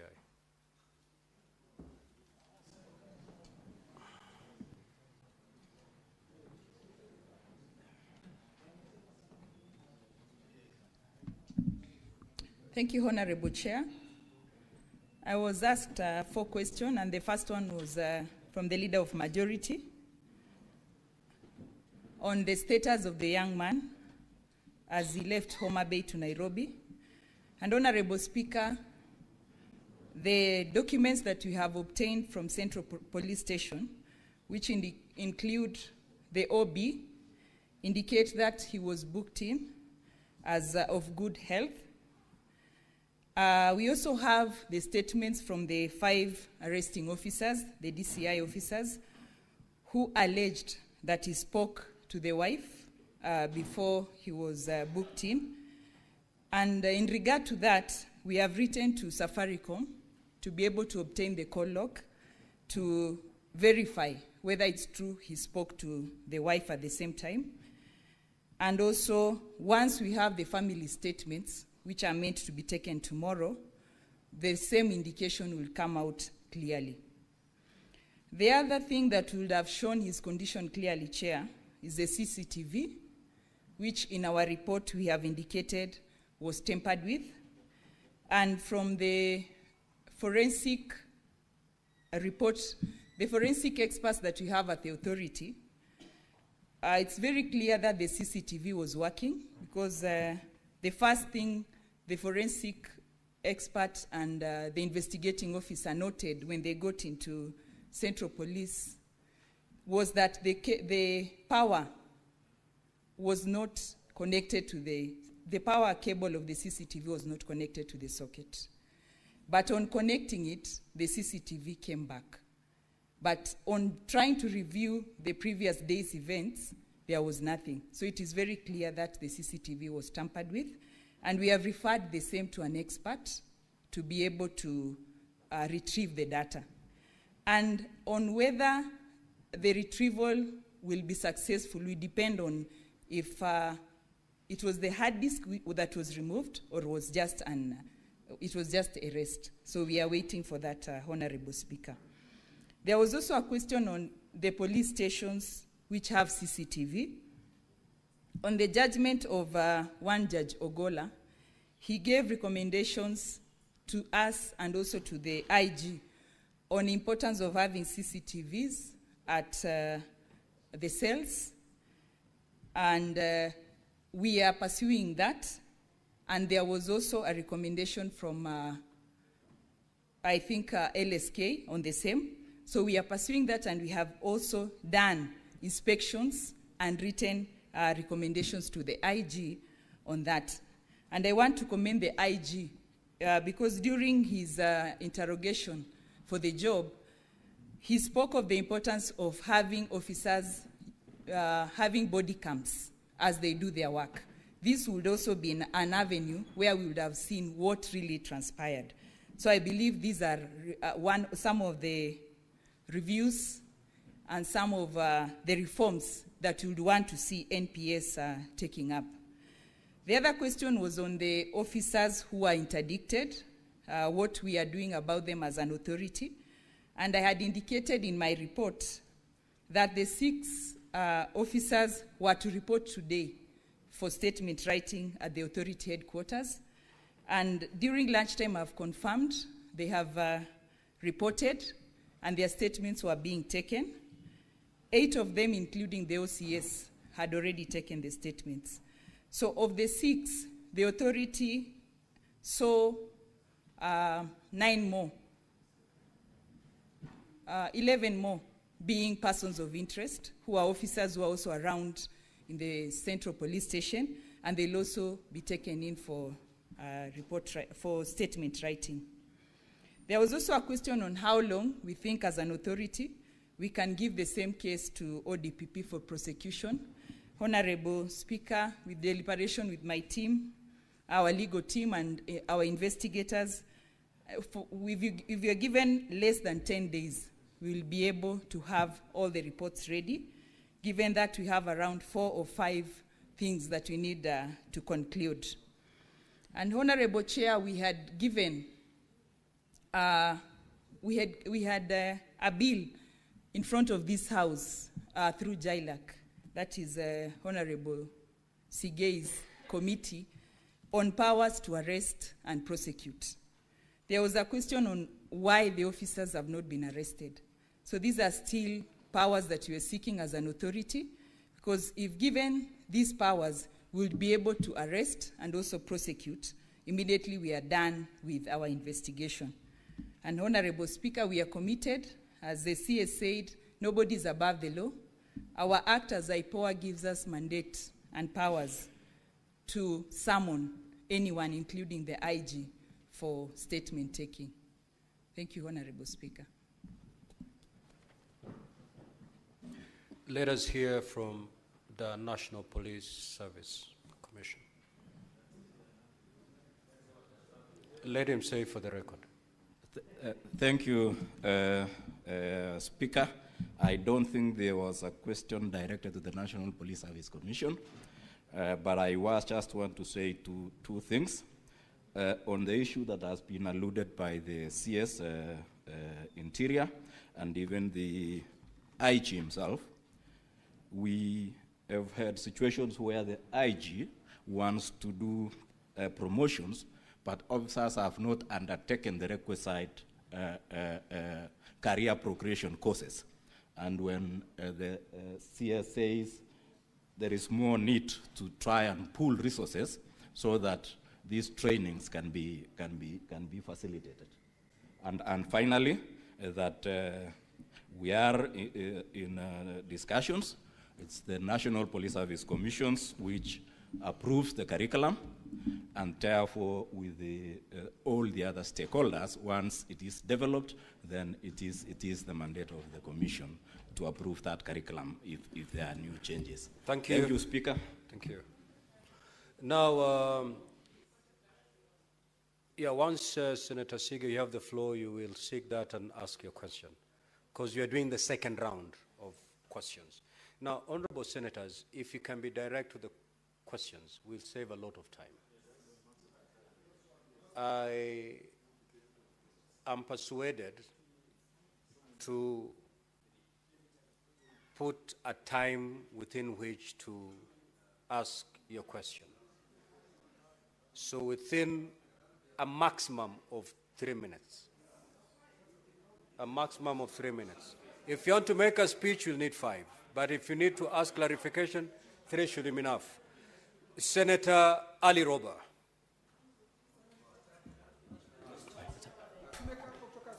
Senator Ali Roba. Thank you very much. Senator Ali Roba, just take your seat. I remember that Senator Nyutu had not concluded when we adjourned. So conclude. Thank you, Mr. Speaker. I'll take under 1 minute. I was stood down by the point of order by Majority Leader. And my last question actually was to IPOA. And I wanted to ask them how safe they are investigating people who have power to arrest and carry firearms. And Mr. Speaker, because I say this because Lawyer Willie Kimani was doing exactly what IPOA does, and he lost his life. So what is the security guarantee for IPOA? And DIG did not get my question, Mr. Speaker. He's saying that I claimed that investigation about this death has been speedy. I was talking about investigation about the claim made by DIG Lagat. It was speeded up. That is what I meant. And finally, to CS Murkomen, he said, he quoted to 245. Why we are demanding that DIG Lagat steps aside, it is because he is a police officer, and this matter revolves around him. So you cannot liken this to a complaint that is made by a senator or somebody else. This is a police officer who can interfere and who can command even people, the officers that are investigating. So it needs to be made clear. Thank you, Mr. Speaker. Senator Christopher Seeger. That's very brilliant. Thank you, Speaker. The clarification that I sought, which is not part of my 3 minutes, I hope, Speaker, was that the question was asked of whether Albert Ojwang was alone or with others in the cell. And the IG said that that would be answered by the DCI and or IPOA, and neither of them answered that question. So that was the clarification that I was seeking. And it was further highlighted by Senator Mandago, who said that there is a detainee witness statement that IPOA took that would probably shed light on whether he was alone or with others. That is the clarification. My first question, Speaker. Who issued, this is to DCI, who issued the orders for Albert to be driven from Homa Bay all the way to Nairobi? I would like to know of the allegations made by the DIG. That is also to DCI. Next is to the IG. I know that the IG Speaker already has said that many of the questions will be answered or will be revealed once investigations are complete, but this one perhaps he can answer directly. This is to the IG. You said in your first media brief that the cause of death was that he hit his head on the wall, Albert, and you've just clarified that that was wrong information given to you by the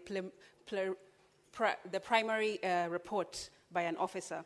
Who was this officer who gave you this false information that you then issued in your first media briefing that misled the country as of the cause of death? That is what I want to know. And the reason I ask this is because if someone saw and alleged that he had repeatedly hit his head on the walls. Senator Tobiko.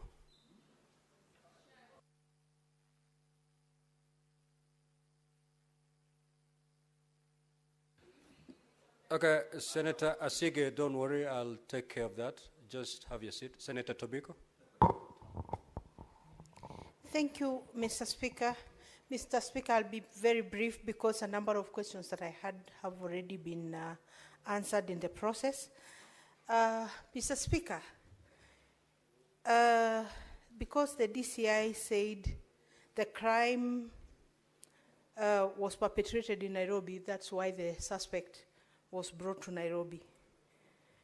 Yet cybercrime, social media, including X-Space, is not necessarily domiciled in Nairobi. It is still baffles, Mr. Speaker, why the suspect was brought to Nairobi.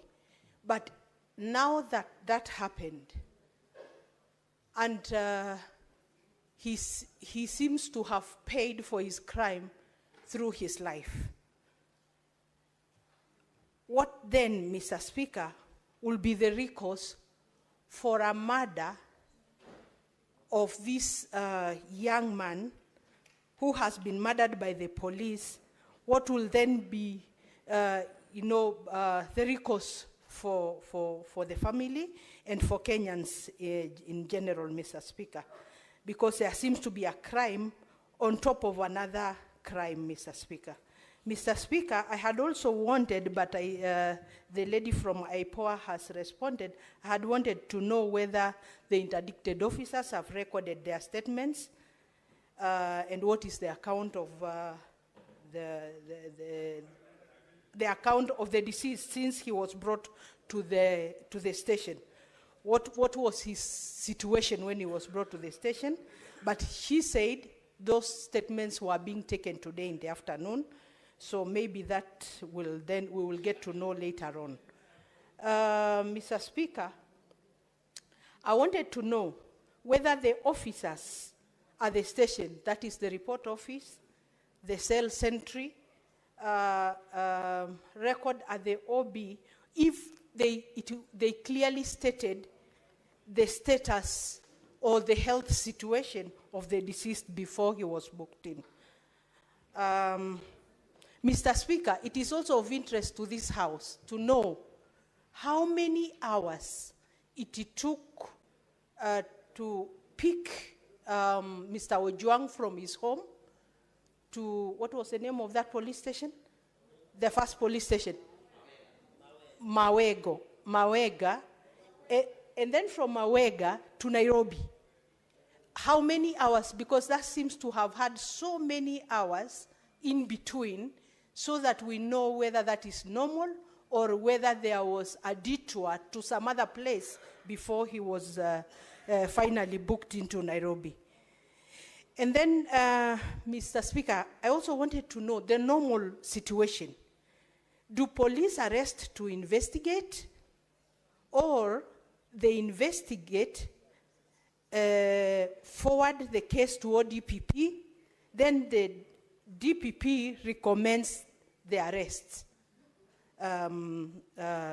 What is the normal situation, Mr. Speaker? Senator Muma. Senator Muma.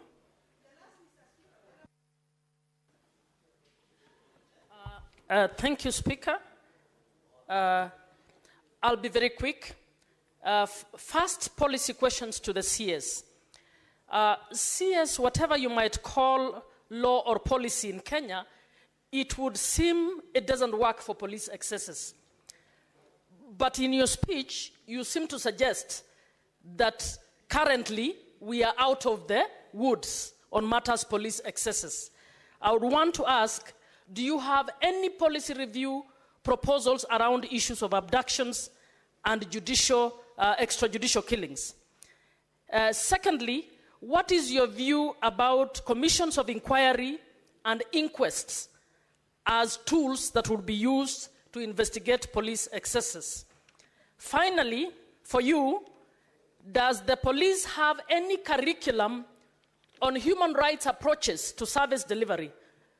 CS, that is different from human rights. Human rights approaches is about how you apply human rights in service delivery. For the IG, DCI, IPOA, severally and together. First, the offense of publication. Why did you not, or why do you not consider inviting the person you think has offended to come to the police station for you to ask them questions? Why do you need to deploy a whole vehicle, and you're complaining about resources, all the way to arrest one person? Secondly, IG, it will be good for you to confirm that what your communication director issued, I don't think it's reached 2 minutes, please. What your communication director issued is actually, I want you to confirm again that it was a false statement that he issued. Thirdly, does IPOA have an independent forensic lab where you're going to carry your... Senator Kinyua. Asanti, Bwana Spika. Swali langu ni kwa DIG Kanja. Ninauliza ya kwamba kwa sababu walipomfikisha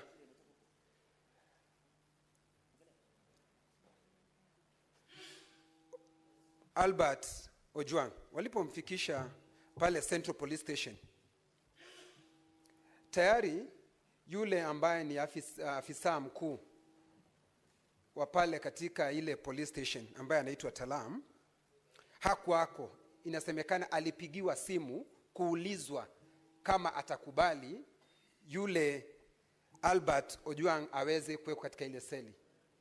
Ni utaratibu wa katika polisi zetu, yeye afisa ambaye anasimamia station awe akiulizwa kama mtu yoyote ambaye analetwa katika police station awekwe ndani au la.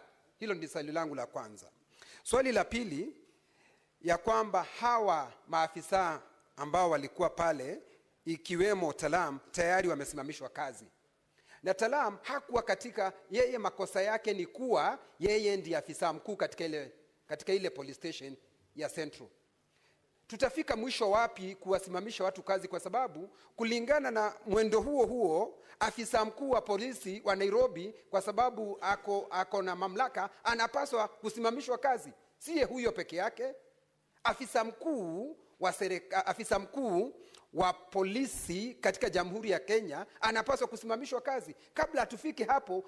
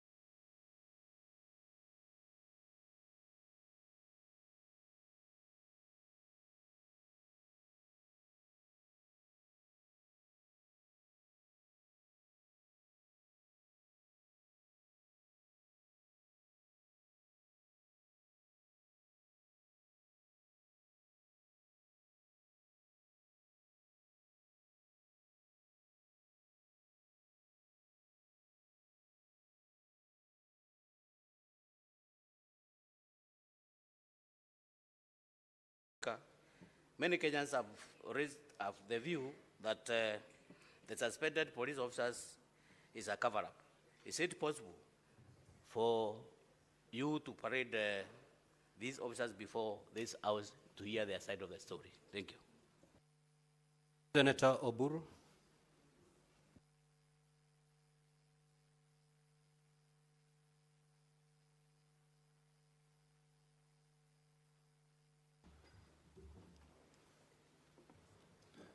Thank you, Mr. Speaker, sir.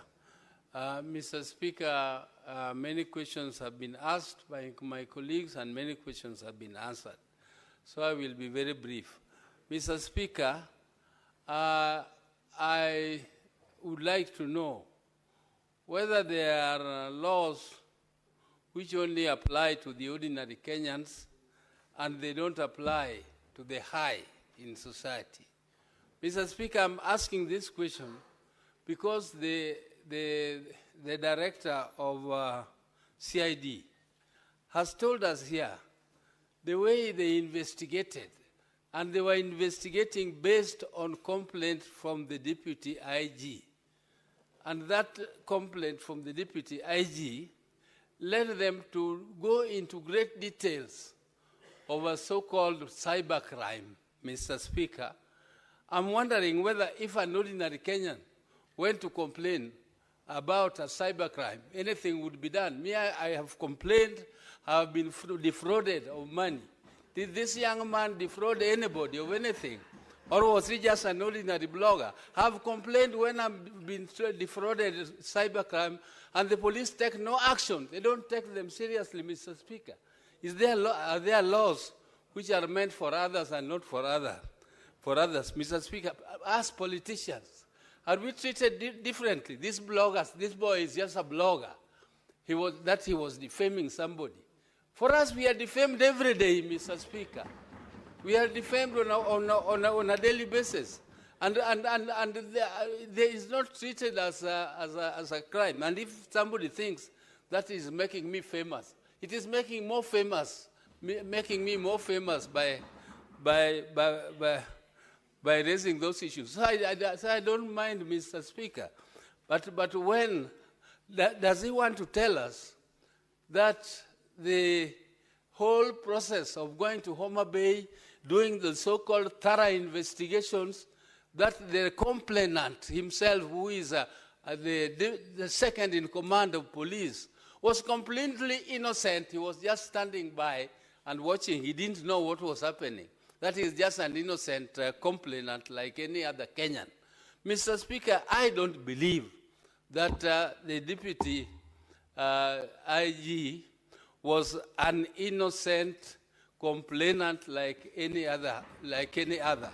And his role must be investigated in this matter. The small man at the police station in Central Police Station, that is a very small person, Mr. Speaker.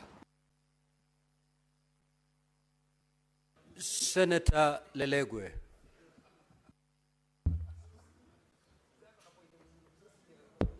Thank you, Mr. Speaker. Mr. Speaker, the Vice Chairperson of IPOA, Ojwang, just informed the House that the CCTV footage or CCTV itself at the Central Police Station was interfered with. Mr. Speaker, my question is to the IG. What measures will you take to preserve and review the CCTV footage, cell records, duty rosters, and visitors' logs from the time Mr. Ojwang was in custody? Lastly, to the IG, whether there is an existing or planned national database to publicly track and report deaths in police custody. Thank you. Senator Manzo. Thank you, Mr. Speaker. Mr. Speaker, I would like, just on the same note, the digital logs entered during the last 5 days of the CCTV at Central Police Station, names of officers with digital credentials, rights of those that can delete, the CCTV footage, because it cannot be done by anyone.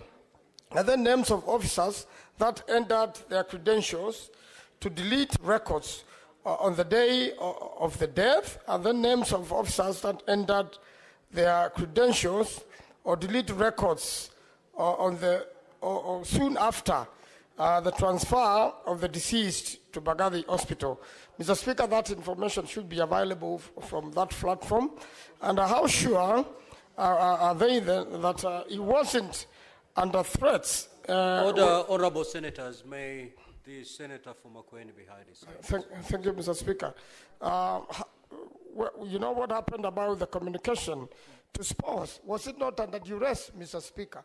And Mr. Speaker, on that particular issue, how sure is IPOA or any investigator that Albert did not arrive at Central Police Station already injured, and then he's booked in, and then he worsens and passes away, and without investigating the DCI officers, you go on to condemn the police officers, yet this person may have come there already injured. Was it established that by any medical person before he's booked in his status, or was it just by looking, with the eyes? And then finally, to the Honorable Murkomen, are you aware that there's no policy in your ministry which has gone through this Parliament so that it becomes a policy? Because without bringing your policies to Parliament, they are null and void.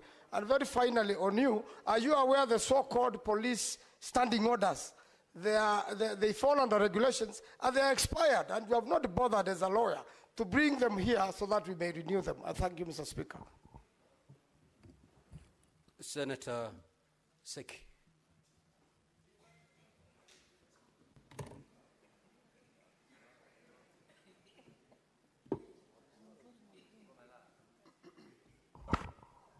Thank you, Honorable Speaker. Honorable Speaker, I also want to direct my question to the IG and the CS. Honorable Speaker, somebody had just asked about the fairness of the officers who have been given interdiction. But there is one officer who was adversely mentioned in this issue. And for fairness of civil servant, not because somebody is running an office and is senior in that position, I still and strongly believe that Langat, DIG, must be interdicted to await the IPOA verdict, Honorable Speaker. And this question must be brought, that fairness must be brought by the IG and the CS, rather than escaping because somebody is holding a big office and yet is just equal like any other officer who have been interdicted. The same law, the same regulation, the same public act is the one that works to all the civil servants. Thank you, Honorable Speaker. Senator Betty Montet. Thank you, Mr. Speaker. Mine is simple, and I'm going to direct it to the DCI. From the little I know, because I've never been on the wrong side of the law, is that if a suspect is brought in by the DCI, they are booked in the OB by the DCI, and they are the only officers who can come and remove that person. My question is, who is the DCI officer who booked Albert at Central Police Station? Who is the officer at Central Police Station who had the keys to the cells? Who did the officer give the keys to so that Albert can be harmed? And who is the investigating officer in the CID department? Thank you. Senator Wakili. Sigay. Thank you, Mr. Speaker. I first of all want to join the rest of my colleagues in sending my deepest condolence to the family of the late Ojwang. Secondly, Mr. Speaker, questions have been asked and answers have been given. The importance of this session, Mr. Speaker, is underscored by the fact that we did suspend our normal business for purposes of this particular inquiry. I am, however, of the very critical concern that it should not be lost in us that this is a preliminary process. The investigation reports so far received from among the officers, whether from the office of the DCI or the IPOA, is that preliminary. It's true that we have got various parties. We have got those who are being investigated, we've got those who are being suspected, and we still expect so much to come, to the extent that I would hope, even as we make the questions and statements we are making, we are not doing that for the sake of doing it, because this calls for much more than just the questions we are asking the IG or IPOA to give us responses to. My question, which is of a greater concern, is to the IPOA, that is the institution which will carry a heavy load in this particular investigation. I am, of course, not very happy that the chairperson of that institution found it very important to be engaged in some other engagements other than this, which is very important today. We have not been explained to what is that which is very important that took him away from being in this house today. I tend to believe that the team that is presently here will take the investigations and the questions that have been asked as critical and as important as it is, notwithstanding the absence of the chairperson. They have asked for a period of 10 days within which they would conduct investigations. How I wish that could be less than the 10 days they are asking, and the commitment hasn't come from their end, so that even as Kenyans complain, even as Kenyans raise concern about the death of Ojwang, and the rest of us have suspended our business, we needed less than the period they are asking in order to get to the bottom of this investigation and to tell Kenyans the truth. This is not the time, Mr. Speaker, to make very popular statements. It might sell today, but are we dealing with it in posterity? That should be the question we should ask ourselves, even as we interrogate and as we ask the answers from the entities who are present this afternoon. Thank you. Senator Professor Margaret Kamara. Thank you, Mr. Speaker, for the opportunity. I also didn't get an opportunity yesterday, so I would like to join colleagues in passing my deepest condolences to the family of Ojwang. Mr. Speaker, losing a child is never easy and was still an only child. It was very painful to all of us. Mr. Speaker, I only have one question to IPOA. Now that the autopsy results have come out and suicide has been ruled out, IPOA has mentioned to us that they have been taking statements since morning. What is the breaking news since morning? Do we know any leads? Because the country is listening to us. We have kept the minister, we have kept everybody here, but there are people who have been doing investigations. Have people been arrested? Have they been arrested? What is the current situation? Because, Mr. Speaker, the public have always been accusing us that when a senior person dies, the security system moves very fast. We need to know as of now, between yesterday when suicide was put aside, was ruled out, what exactly is going on as we are in this House. Thank you, Mr. Speaker. Senator Fernandi County. Finally, Chair, Mangetu Jitaran, Mr. Speaker, I want to ask the following questions. One to the IG and DCI. CCTV, we need to do the CCTV of Central Police Station. They are said has been tampered with. We need accountability from 9 p.m. Saturday, 7th June 2025 to 8 June 2025, 4 a.m. Sunday. And yet in the records of OB, occurrence book, it says Albert was booked at 3:45 a.m., at 2:35 a.m. and he was dead by 3:45, Mr. Speaker. Speaker, to the CS, you flew to Nandi a few weeks ago when Father Albert Alois Cheruiyot Bates was killed. You told the family you know the killers. People have been ill in Angata Baragoi. People have been killed, Father Maina. Mr. Speaker, when you read Article 245 and 240, the Ministry of Interior suffers from leadership crisis.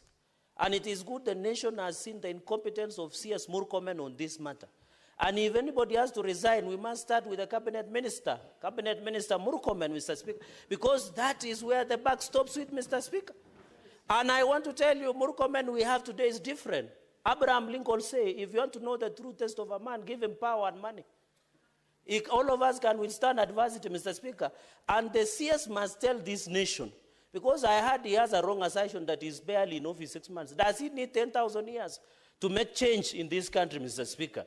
Finally, he has not presented any policy on police brutality as per Article 245 and 240, Mr. Speaker. I think it is a high time that the President must do a reshuffle, take the Cabinet Minister of Interior back to sports, because he like lettering Muchezo in the business that we are discussing about this country, Mr. Speaker. And we will not sit and allow this to happen, Mr. Speaker. Everybody must be held to accountable, Mr. Speaker, and there is no law. Mr. Speaker, is PS, and I want to find out from him, is PS Omolo, when Ongondawere was killed, he used to give blow-by-blow information. What is happening to Albert Ojwang? What is happening to Father Alois Cheruiyot Bates? What is happening to Angata Baragoi who was killed, Mr. Speaker? He must be held accountable. If he doesn't want to be held accountable, let him take a walk, Mr. Speaker. So my questions are to the CS and the question to IG and DCI, Mr. Speaker, so that we, and being a guest of most of these cells, I have slept in them, Mr. Speaker. And I don't fear to sleep in it in future, because I know how to maneuver myself. The only danger is I might be killed. But what I want to find out from these police cells that we're having, is it have CCTV cameras in most of these, Mr. Speaker? Are they introducing CCTV cameras to all police cells across the country? Or is there a slow modus operandi that shows that you can be arrested in Nandi, the way I was driven for 4 hours, and that day I never got even a soda. Senator Hamida.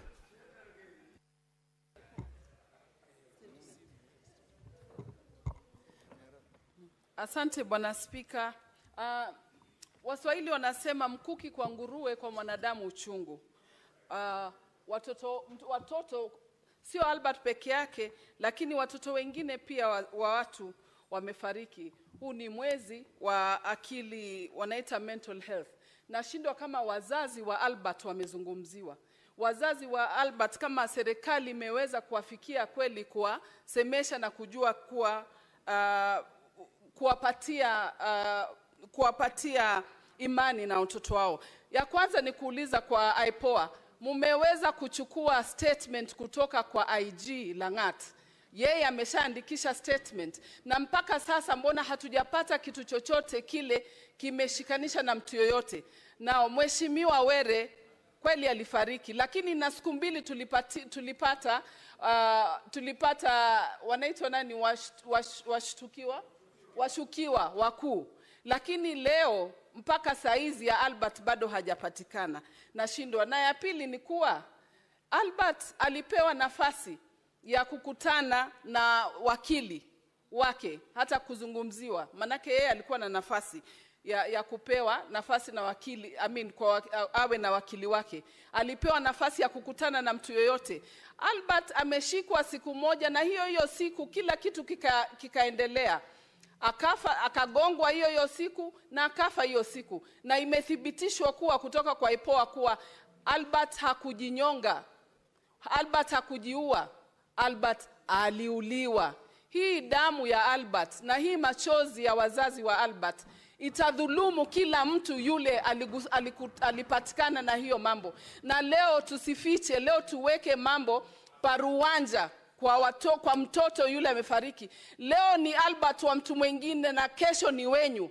Kwa hivyo tunaomba haya mambo yawe wazi. Kwa hivyo tunataka kujua statement ya IG Langat imeandikwa ama haijaandikwa, na kwa nini imechukua nafasi hii na time hii yote mpaka sasa hatujapewa kitu chochote, yani uwazi kuwa ameshikwa ama ameambiwa chochote. Tunaomba kingine tena ni kuwa wazazi wa Albert wafikiwe kwa leo, wazungumziwe na waambiwe kinaga ubaga ni nini. Babake Albert analia, nasema huyo mtoto ni mkono mmoja tu, ni jicho moja tu. Kwa hivyo leo mtamcompensate nini wazazi wa Albert? Langu ni hilo tu. Senator Mundigi. Asante Bwana Spika. Swali langu naomba kujibiwa wakati Albert aliletwe kutoka kwa ile county na kuletwa Nairobi kwa station. Na tunajua kila station iko na askari. Na kila dakika kidogo kama lisali moja kuna kuja watu wengine wanakuwa pale, kwa hiyo station haivungangwi. Wale askari walikuwa wanalinda hiyo station walikuwa wapi? Ya pili, katika Kenya ING wakati ulikuja hapa tulikupitisha na tukajua utarainisha upande wa ulinzi. Kila sub county ulikuta watu wa guidance and counseling wangapi? Kwa sababu tunajua askari wengine wako na pressure, ni kama ni watu kama sisi, wengine ni watu wa kunywa pombe, na wale watu wanaenda kushika kule masinani ni watu ambaye waro chavu. Tunataka kujua ulikuta watu wa guidance and counseling wangapi na pia umeongezea wangapi?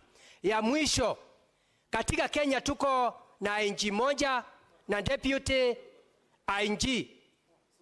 Kwa sababu najua Speaker aulisangu swali. Hiyo swali nataka Senate nijibu.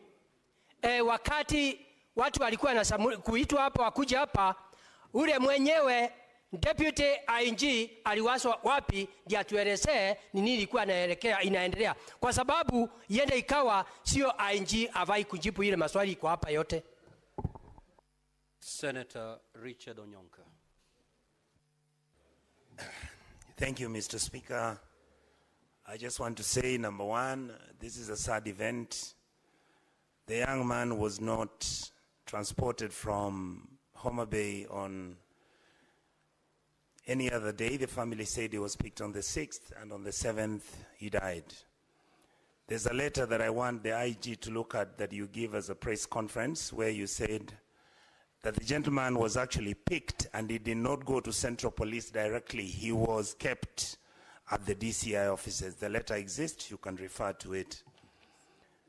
The DCI denied that the gentleman was not taken to their offices. My honest observation is this.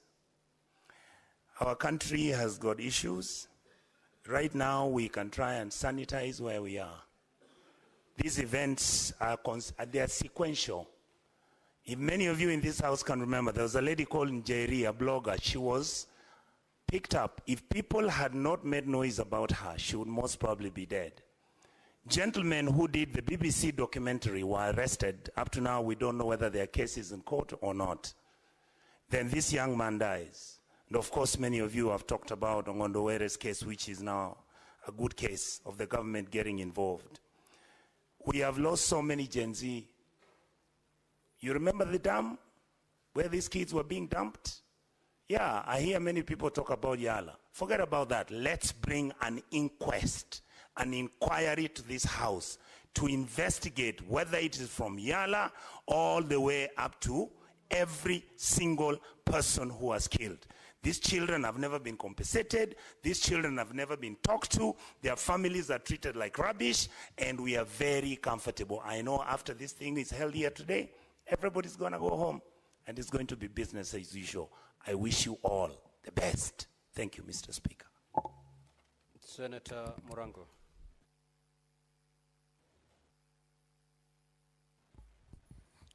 Asante sana, Mr. Speaker. Unajua kutangulia chanoni kuzindi tonge. Kwa hivyo walionitangulia wameuliza maswali mengi muhimu. Kwa hivyo sina mengi ya kuuliza. Mr. Speaker, swali langu litaenda kwa IPOA. Niwaulize katika uchunguzi wao mahali wamefikisha hadi sasa, mshukiwa Albert Ojwang mmepata kama alikuwa peke yake katika ile seli aliwekwa ama walikuwa na wenzake? Hilo ndilo swali langu la kwanza. Na la pili ni kwamba katika kanuni za kushughulikia wafungwa ambayo tumepewa leo na IG linasema kwamba mshukiwa anafaa kuwa na uhakiki wa kiafya kwamba ako katika afya nzuri kabla hajawekwa katika seli.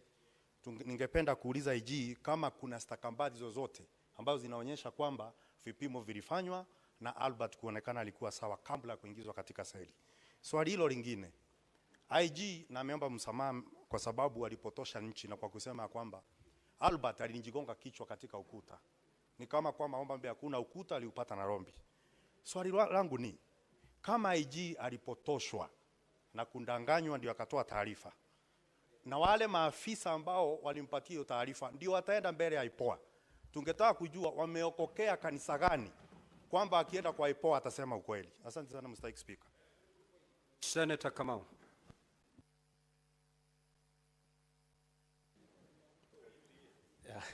Thank you very much, Honorable Speaker. Honorable Speaker, I want to join my colleagues in conveying my sincere message of condolences to the family of the late Ojwang.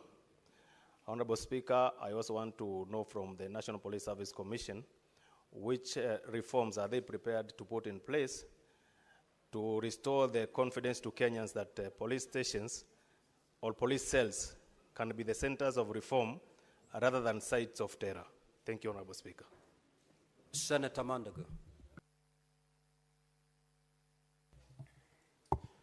Thank you very much, Honorable Speaker. Honorable Speaker, from the onset, let me say that indeed it was a very, very sad incident to lose a life in a police station. Honorable Speaker, I have only about 2 questions to the IG. On the matter of the CCTV, Honorable Speaker, we would like to know where is the control center of that CCTV.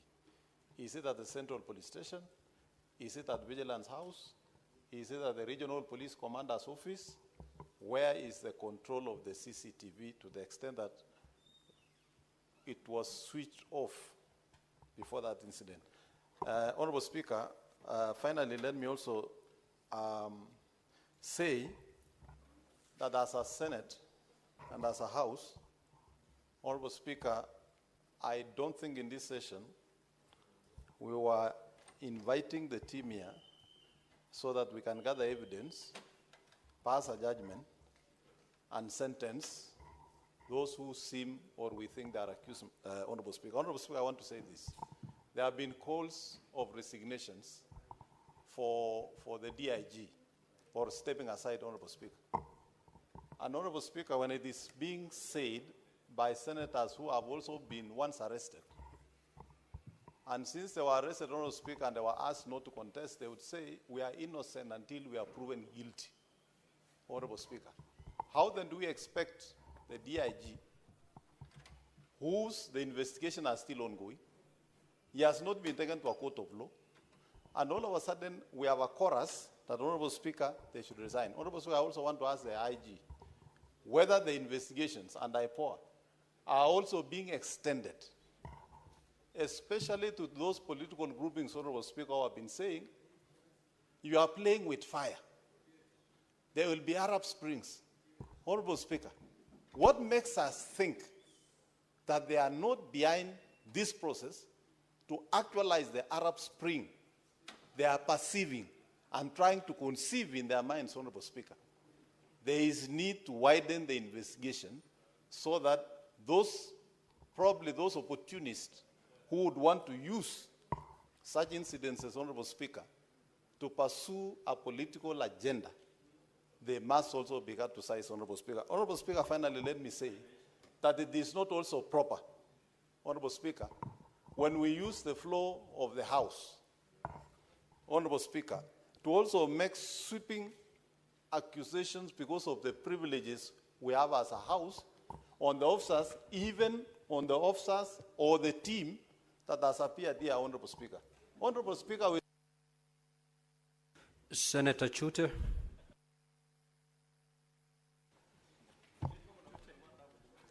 Thank you very much, Honorable Speaker. Honorable Speaker, I want to refer you to our Constitution, Article 26, 1 and 2.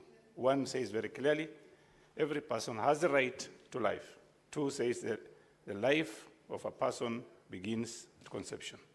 Article 29, every person has the right to freedom and security of the person, which includes the right not to be, on D, subject to torture in any manner, whether physical or psychological. Honorable Speaker, last week we lost 4 people in Loyangalani. 2 of them are between 19 and 20, and 2 others are between 35 and 75. A police officer, OCS, was injured in that fracas. OCS Marua is in Nairobi West Hospital, currently hospitalized with a gunshot wound on his 2 legs. Honorable Speaker. Honorable Speaker, I really condole the friends and family of Albert Ojwang.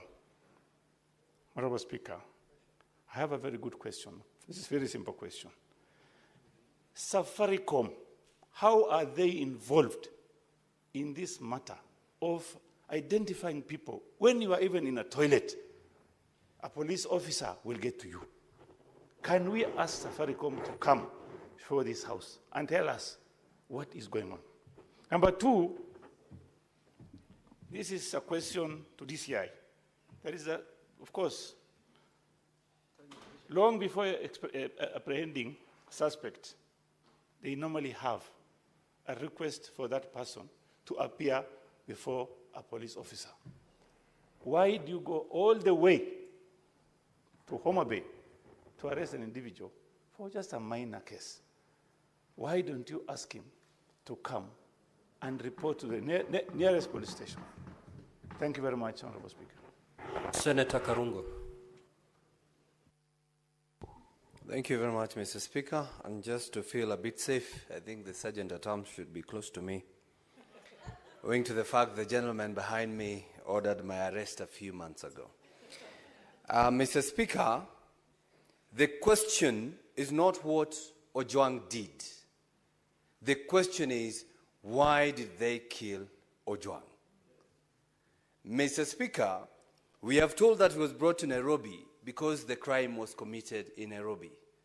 Is social media Nairobi, Mr. Speaker? Mr. Speaker, why was Ojwang grilled at the comfort of the DIG office at Vigilance House rather than Kiambu Road DCI headquarters where they do all these kind of investigations? We were told here by the IG himself he was taken to Vigilance House. Mr. Speaker, who ordered the arrest? Because I think that one has not been put clearly here, Mr. Speaker. Mr. Speaker, and just to advise the Senator of Garissa, before he lectures again, it took the death of the firstborn of Pharaoh for Pharaoh to let the Israelites go. It has taken the death of Ojwang for us to confide together and say we have to fight this to the end. He's a martyr, Mr. Speaker. And so we must say as a Senate, no one else should die. Mr. Speaker, no one else. And if anybody dies at the hands of the police or anybody else, Mr. Speaker, don't bury them, Mr. Speaker. The family should not bury them. We should be going to every police station, Mr. Speaker, to tell them that you killed this man, we need justice. Even Ojwang should not be buried, Mr. Speaker. He shouldn't be buried until we get justice, Mr. Speaker. My question to CS Murkomen: who is killing us? Who is killing Kenyans? Who is killing the youth? If you do not have that answer, Bona CS, because 4 years ago on the floor of this house, you said, let us not sacrifice Kenya. We are not going to sacrifice Kenya, but we must sacrifice someone who is in line from the DCI, IG, the DIG, even the CS. So propose to us who should step down on this issue. At least justice to be done and also to be seen to be done, Mr. Speaker. And as I rest my case, the officers who arrested Mr. Ojwang, Mr. Speaker, all the way from Homa Bay, it seems they were an okay officer. They were fine. They were giving him the phone, talk to your family, talk to your friend. They even a clip that is online. So it seems those officers were doing their work. We need to find out, after he arrived in Nairobi, Mr. Speaker, who did what. Senator Kisang.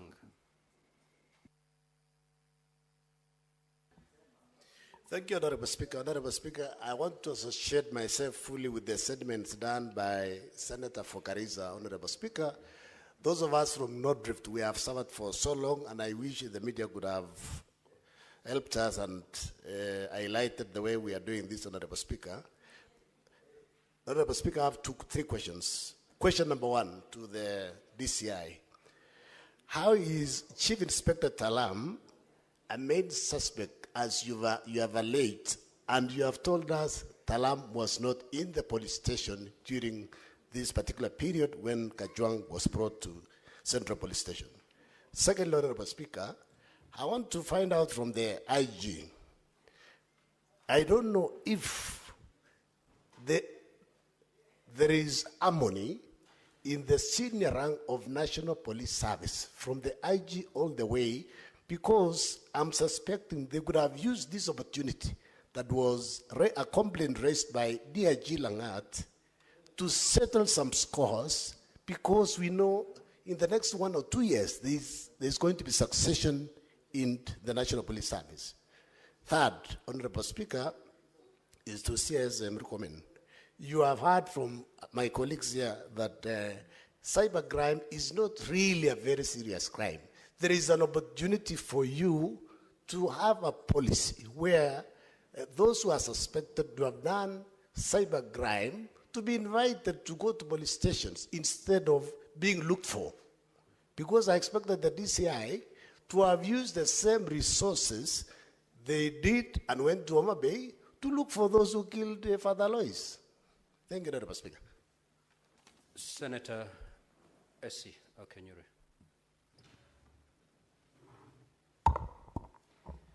Thank you, Mr. Speaker. First, I wish to say that the issue of Ojwang is a very emotive issue because, Mr. Speaker, we have spoken about every other thing, but no one is speaking about the young lady wife who's been left behind, the young child. Cabinet Secretary C.S. Murkomen, I would wish that out of empathy we commit to assisting the young lady and child who's been left behind. Mr. Speaker, I also wish to find out an explanation on the time difference, because on an ordinary day when I leave Kisii for Nairobi, it's less than 4 hours, I'll be in Nairobi.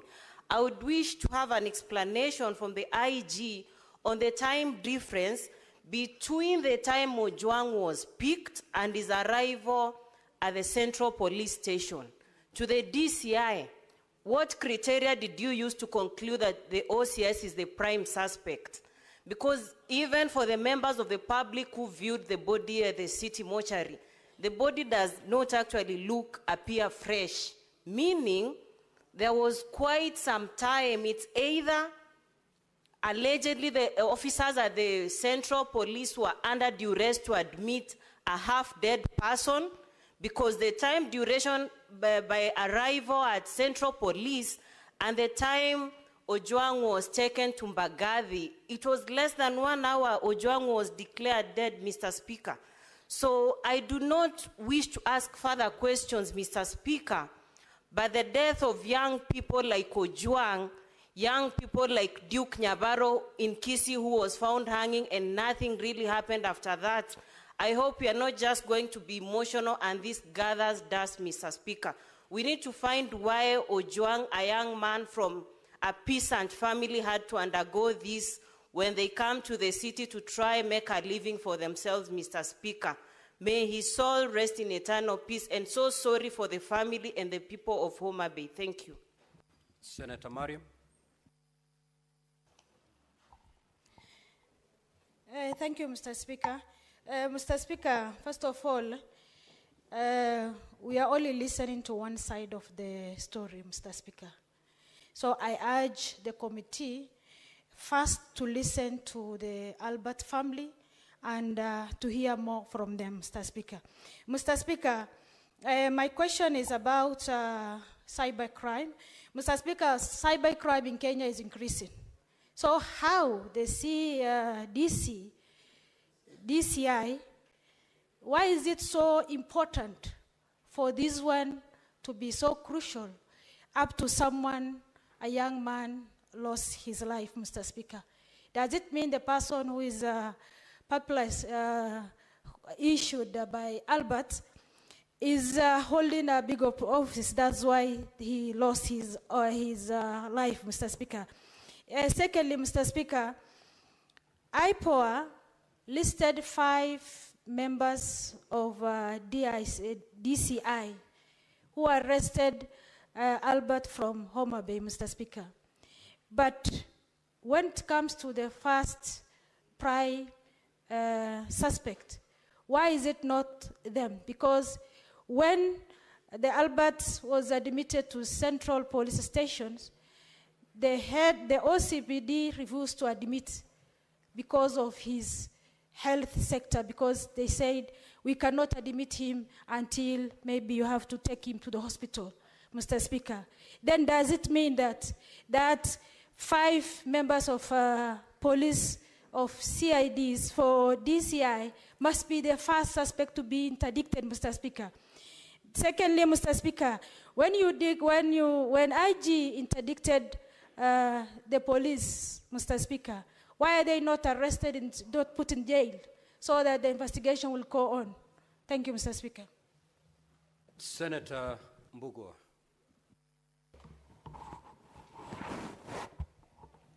Thank you, Mr. Speaker.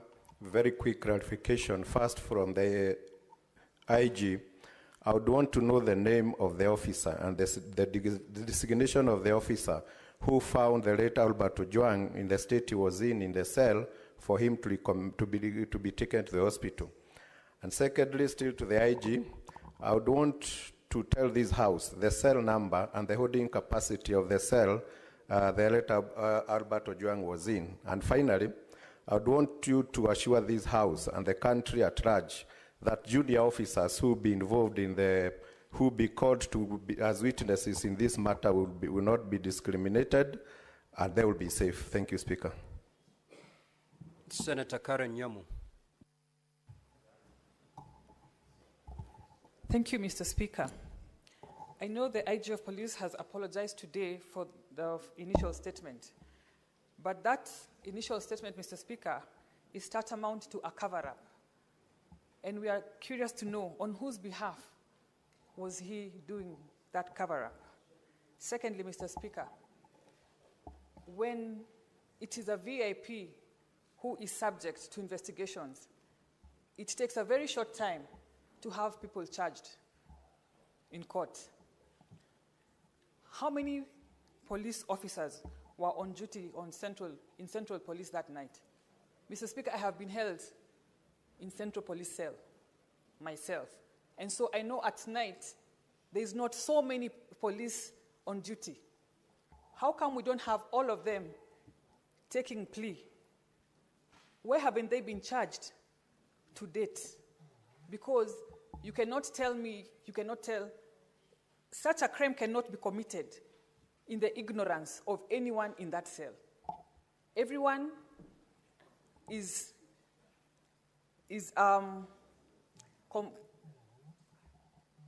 what do you call it? Everyone is involved one way or another.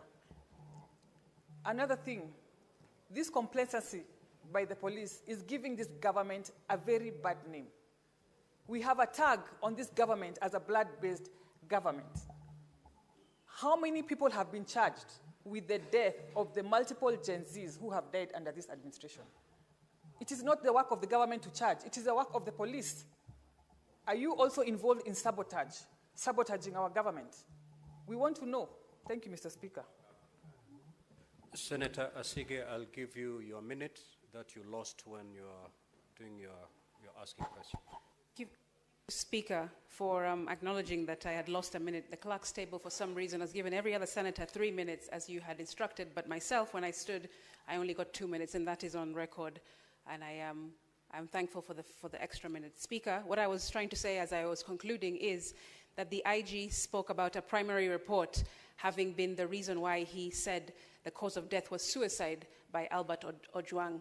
And I wanted to understand who was the person who gave him that primary report, because that might at least shed some light on whether that person, that officer who gave him the false report, is involved in the cover-up and obstructing of justice. And secondly, I wanted to know if this particular investigation is hinged upon one tweet, one post by the complainant. Where is this post? Because none of us have seen it. Can the DCI table that post so that we can analyze its veracity and its authenticity and make sure that it's not AI generated or tampered with in any other way? Thank you. Now, honorable senators, I will now allow the witnesses led by the CS to respond to the many questions that you've raised. However, before I allow the CS to take to the stand, Senator Karungo Wathangwa, while asking a question, indicated that the IG had said that the young man was interrogated at Vigilant House. I have asked the clerk at the table to confirm from the Hansard whether that is true, and he has indicated to me that that is not true. You may now proceed, CS. Thank you very much, Mr. Speaker. Mr. Speaker, let me start by thanking my colleagues, the senators, for really raising very weighty issues that I have, as I already said, some we have been able to note, some we will get it from the Hansard, and those which are concerning policy issues, Mr. Speaker, will do the proper follow-up. I also would like to say on the floor of this House that considering the number of cases that IPOA is being requested to investigate, Mr. Speaker, from a policy perspective, it's important as a country that we give IPOA more support in terms of resources and ability to hire more investigators so that these cases are heard and resolved expeditiously, because people are asking this question, Mr. Speaker, how come the one for Honorable Were was handled within a week or so on a shorter time, and how come this one is not moving at the same speed? Mr. Speaker, it must be understood that this is IPOA investigating police. On the other incident, it was the police themselves investigating a crime, and therefore the capacity, whereas there are not enough resources on the DCI side, we believe that DCI has a greater capacity than the IPOA itself. Therefore, IPOA requires some level of support so that this can move expeditiously. The question Kenyans are asking is that, are we treating this case different from those that are affecting persons who are prominent, like a member of parliament and so? And I was saying, Mr. Speaker, it must be seen from the context that for the questions of investigation in Barakoi, for example, Angata Barakoi, Mr. Speaker, for example, and the case of this one for Albert, all of them are by IPOA, which has a smaller establishment than the DCI, and therefore the process gets slower. If it was the efficiency and the capacity that the DCI has, it would have moved a little bit faster. Mr. Speaker, very few questions have been raised, but in depth, Senator Muma has asked policy review. I already gave my undertaking already in the House earlier that when I came to office, I have instructed the team in my office to look not just at the law, but also the judicial decisions, including Justice Ogola's decision, Mr. Speaker, to see how we can mainstream them and improve the service standing orders or work on different regulations or establish a new legislation that can be able to fill the gaps. This is not an exercise that is confined only to the ministry, but also we can work together with the relevant committee of this House. Mr. Speaker, on the Commission of Inquiry and Inquest, I think those are very genuine legal, constitutional parameters that can be used, or instruments actually, that can be used to get to the truth. Where there is doubt that the truth can be found, these mechanisms can be utilized. However, Mr. Speaker, in the situation that we are, I think it's too early, considering that it was only 2 days ago, to pass judgment that IPOA is unable to do these investigations. But should the investigations not bear any fruit, Mr. Speaker, those are instruments that can be considered by this House as ways of investigation. Mr. Speaker, on the curriculum, we have the curriculum. We have the curriculum, and as Senator Muma, having myself trained before on rights-based approach to development, I know what you mean by saying, talking about human rights approach to service delivery. The instruments are there, but the ability to disseminate it to catch up with the older population that are already been trained, and also the ability for the National Police Service to have continuous training is constrained by resources and facilities. In fact, we might have this discussion another time. You know that all over the country, wherever you go, and for those who have been with me in the Jukwaa la Usalama, you realize that the National Police Service has many issues that needs to be dealt with. A police station, even for a police station to have a CCTV, is just by luck, because some of them don't have OB, some of them don't have furniture, they don't even have a computer. We have shortage of vehicles. We have all many other challenges that this administration realized. That is why there was a police reform committee that was put in place to see how best are we going to enhance. And that's why we're doing procurement now for vehicles. We're trying to do digitalization and digitization, so that if you had the DCI properly, it told you that part of the occurrence book is reported digitally. And that's evidence that cannot easily be erased, not like a book or a paper within the police station. So there's a lot of work that we want to do on digitization and digitalization of the police service. But the challenge we still have is to work on the resource constraint that we have. So police officers are asking for basics: a police station with a cell, a police station with a vehicle. At the moment, OCS is sharing a vehicle with OCPD and so forth.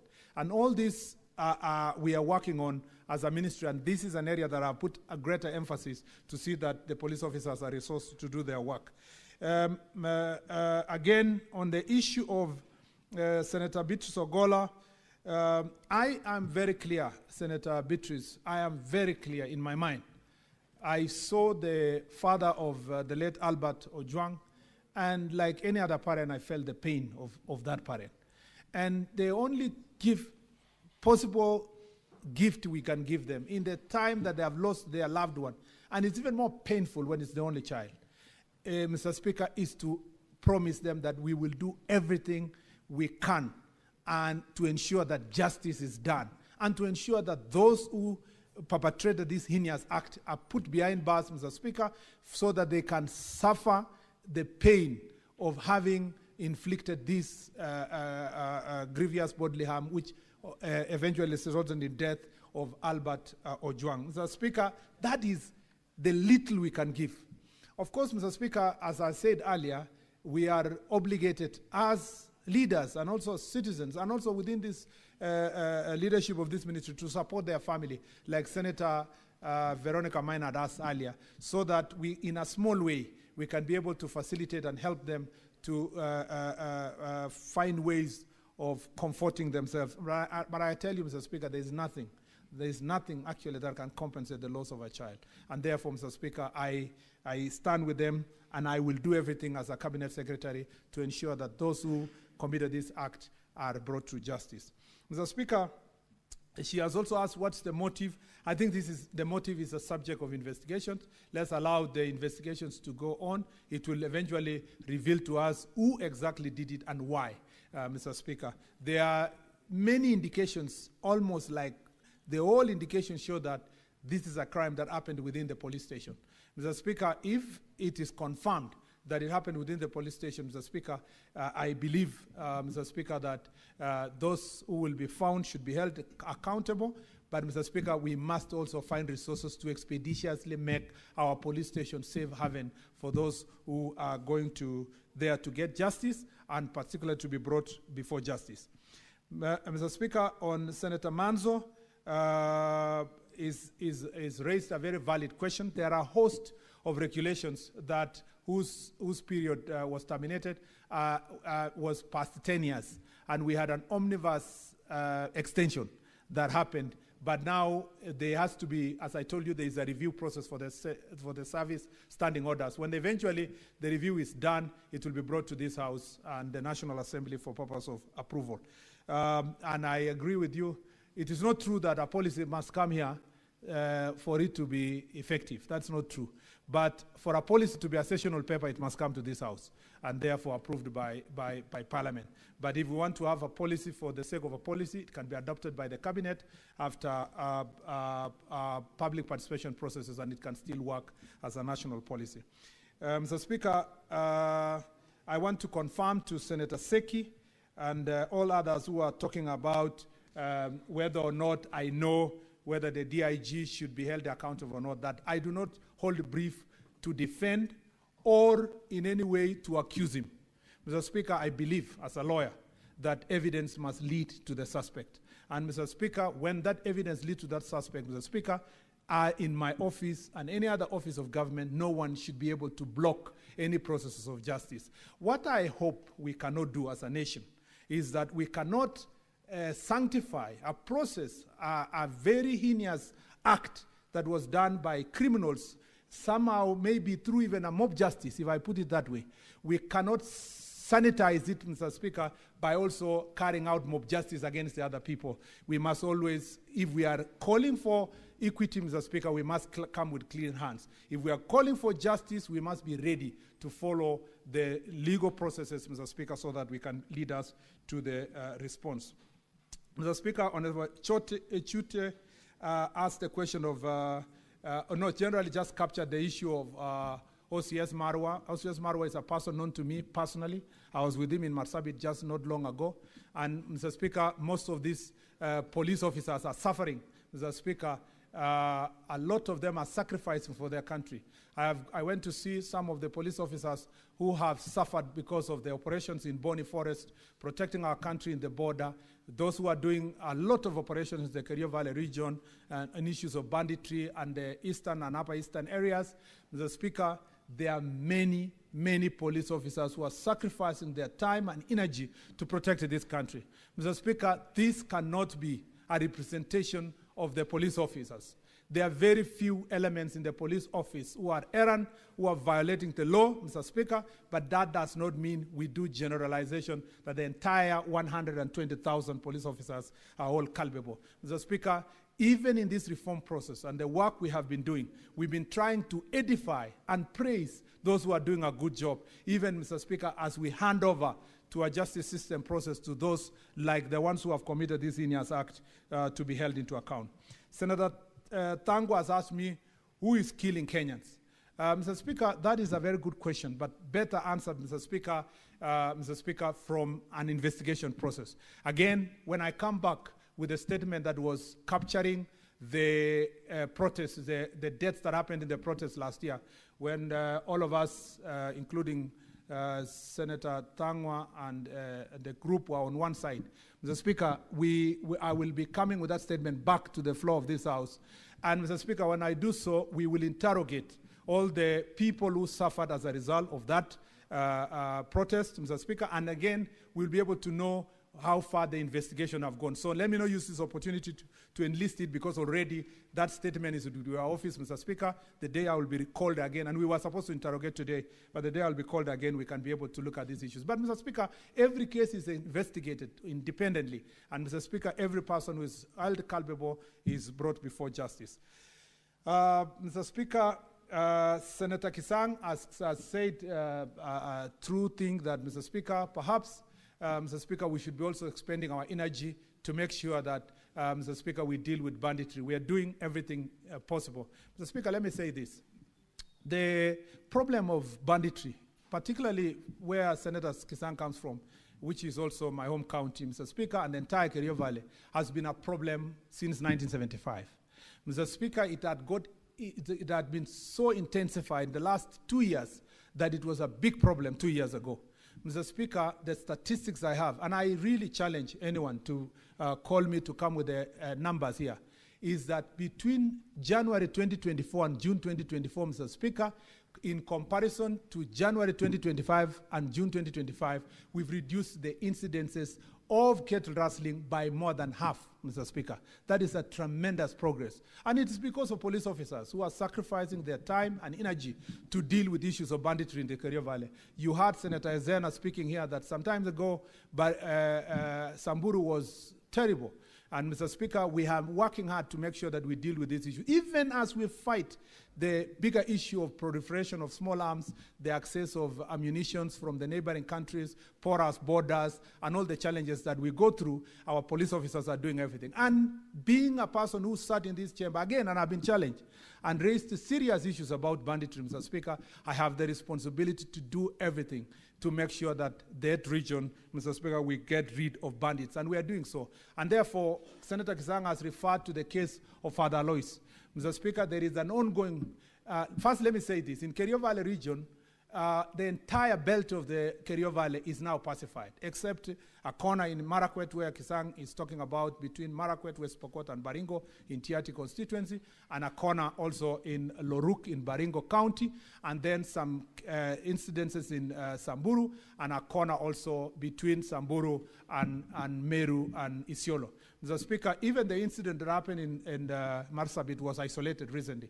Mr. Speaker, the fact that today the rest of the region is pacified shows the effort that has been put by this administration and our police officers to take care of that region. And that's why when you see some of the leaders who are looking for sound bites and petty comments, Mr. Speaker, they have absolutely nothing. They are lofty statements, Mr. Speaker.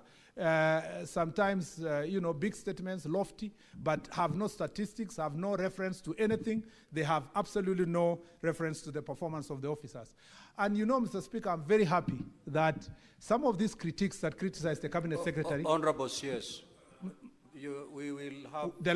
I have the last answer, Mr. Speaker. I still have two more. Thank you, Honorable CS. Two more, Mr. Speaker. I was just saying on this particular issue, the good news is that those who are targeting the Cabinet Secretary, at least they have no problem with the IG and National Police Service. So for their political good, if they want to run with my name, they can do so.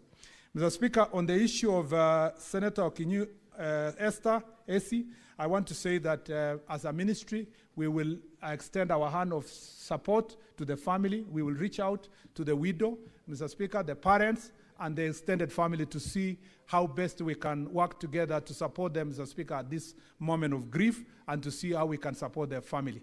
Mr. Speaker, on the question of Senator Nyamu, Mr. Speaker, again, she was raising the same issue about the protests that happened last year and the people who were affected. And I beg your indulgence, Mr. Speaker, to answer that question together with the statement that was already before this House. Mr. Speaker, Senator Cherege has continuously continued with his song of the minister must resign. Mr. Speaker, I think it's important to say this because I will be coming to this House over and over again. And every time I came to this House since I was appointed a minister, this same senator is only talking about Murkomen must resign. Mr. Speaker, when I was the Minister of Roads and Transport, Cherege used to argue that I must resign because many people are dying because of road accidents. When I left the ministry, Mr. Speaker, he has gone quiet. Suddenly, there are no road accidents. Mr. Speaker, when I went to the Ministry of Sports, it is the same Senator Cherege who kept saying I must resign. In fact, in one incident, there is a team that went for a volleyball tournament and they lost. And he said the minister must resign. Mr. Speaker, since I left the sports ministry, he has never been able to talk about performance of the volleyball team or the football team. And he never said that I must resign. When I came to this ministry, Mr. Speaker, he never waited for 2 months. He said the minister must resign. Mr. Speaker, all this resignation is compounded around a theme of the minister is incompetent. Mr. Speaker, Senator Cherege was my student. I taught him, not one subject, not 2 subjects, more than 2 subjects. Mr. Speaker, his performance was below average. Mr. Speaker, he has no legitimacy at all, Mr. Speaker, to question my competence or performance. Honorable Mr. Speaker, Honorable CS, and I will table the results if it is required. Honorable Mr. Speaker. CS, Honorable CS, the academic performance of any senator is not something to be debated here. I will go further, Mr. Speaker. I will not even talk about it. Honorable CS, kindly conclude and allow the other witnesses Mr. to Speaker, take a since stand. you gave him good time. We only have 20 minutes to be shared. I need, to those four I witnesses. need 2 minutes of right of reply, Mr. Speaker, and I will be done. Conclude. Yes, Mr. Speaker, when I was a senator here, the biggest debate I ever had in this chamber was police brutality against the senators who were being arrested so that they don't vote in this house. Mr. Speaker, when I stood in this chamber and told the Speaker he must not sacrifice Kenya, it was because Senator Malala had been arrested, Senator Keleleko had been arrested, Senator Lagata has been arrested, Mr. Speaker, to reduce the numbers of people who are voting to defend people from marginalized areas, including Kilifi County. Mr. Speaker, that time, Senator Cherargei was opposed to any process. He told the Speaker in this chamber, and the Hansard will bear me witness, that we must progress and vote because, Mr. Speaker, he cared less. Mr. Speaker, if performance is anything to go by, anyone else can assess my performance, not Senator Cherargei, Mr. Speaker, in that regard. Mr. Speaker, I want to say this, that and I can say many things, which I don't need to say here, but I want to conclude by saying, Mr. Speaker, this chamber is a very serious house. If I always have to come here for one individual to always be talking about incompetence, he must resign. That is a normal song every day. It doesn't provide evidence, except what he used to do here to ask questions, Mr. Speaker, that are procured from out there. What else does Senator Cherargei feel like he has done in this country? I must say that we must respect each other. We must respect people's offices. We must respect it. And when people question you the way some senators have questioned me here and asked me about my performance, I respect them because it's objective. But not every time you say this and that, Mr. Speaker, it reduces this august house, which I served gladly, Mr. Speaker, to a place of vendetta. Mr. Speaker, I beg to submit and I thank you. The IG, please. You may take the stand and respond to the questions that have been directed to you.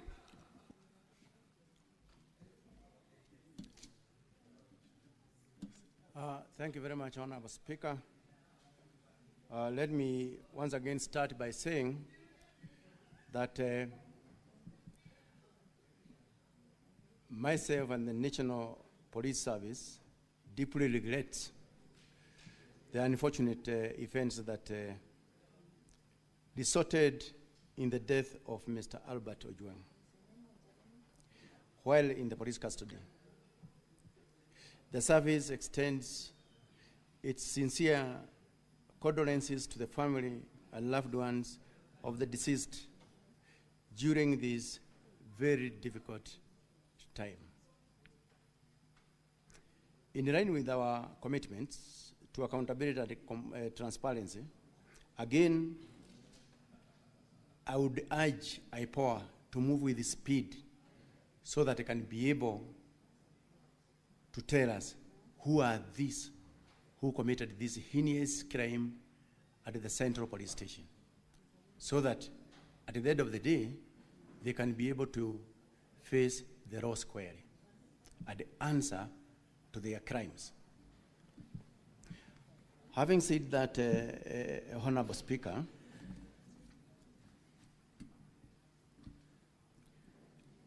let me start by saying that I've already apologized for the erroneous reporting that was done at that very early stages when this kind of crime was realized. And number two, that has since been rectified because we have even seen the outcomes of the autopsy that was done yesterday.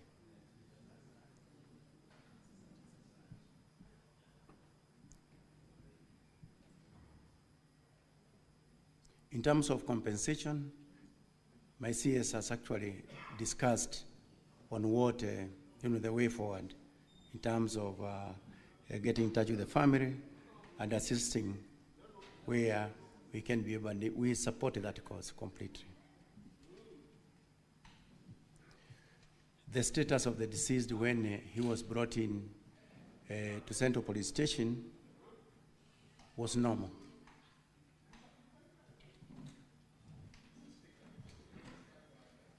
That information, the status of the deceased when he was brought in to the Central Police Station, at that 21, 23 hours, the status was normal.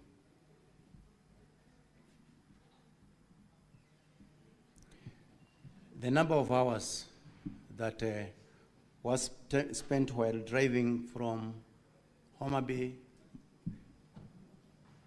that was Maweni Police Station to Central Police Station, that was roughly 5 hours, 15 minutes, because the team left Maweni Police Station at allowed 16:00 hours.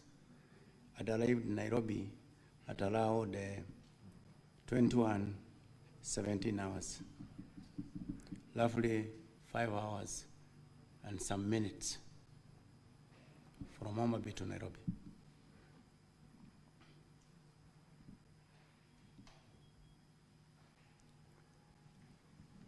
There is that question of why not invite the suspect to come to record statements at the nearest police station.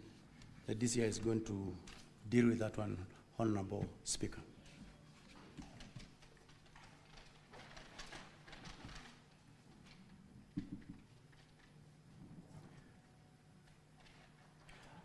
This question of why the OCS had to be consulted before the suspect was placed in the cells, again, the DCI is going to answer for it very, very, very clearly, Honorable Speaker.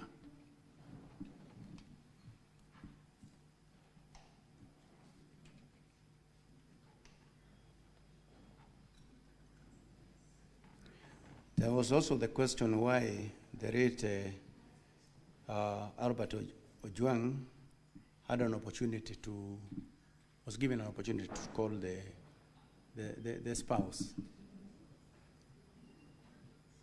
When I was here previously answering the other questions, I did indicate that the police officers are well trained on how to treat suspects and other Kenyans alike. It is on that basis that he was given that opportunity to check on his family and even report that he has safely arrived in Nairobi. And I also indicated that police officers are always on the forefront in the defense of the rights and freedom of the people. That is our training. That is my training. So it is on that basis that he was actually given that opportunity.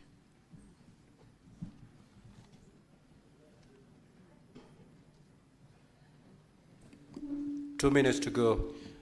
Now, in terms of processing persons of interest, the question is whether the numbers, I mean, the persons of interest have actually been exhausted. I think that one can be, it will be effectively answered by IPOA, who are actually investigating on the same Honorable Speaker.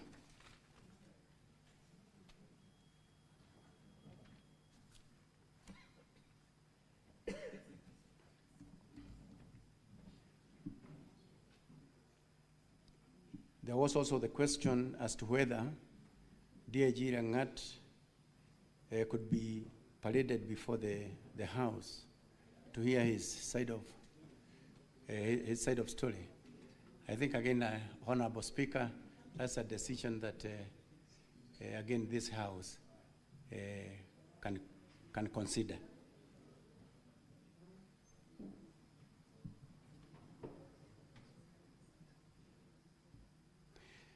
Whether there are different sets of laws for different sets of people or groups. Our laws are for everybody, nobody is above the law. And the DIG, as was explained by the DCI, he did launch a complaint in writing to the DCI And the DCI, in his wisdom, had a team to look into that complaint. And that is basically, as he explained, how that investigations commenced.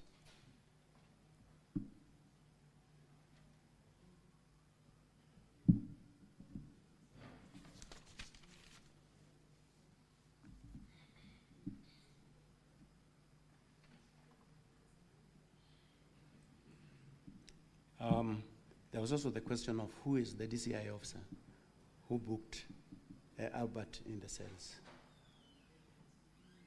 The names are also there with the IPO, and I believe the IPO is going to provide for that.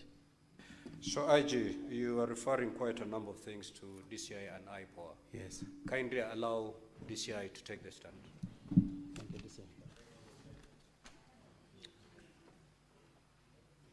And DCI, I'll give you 8 minutes.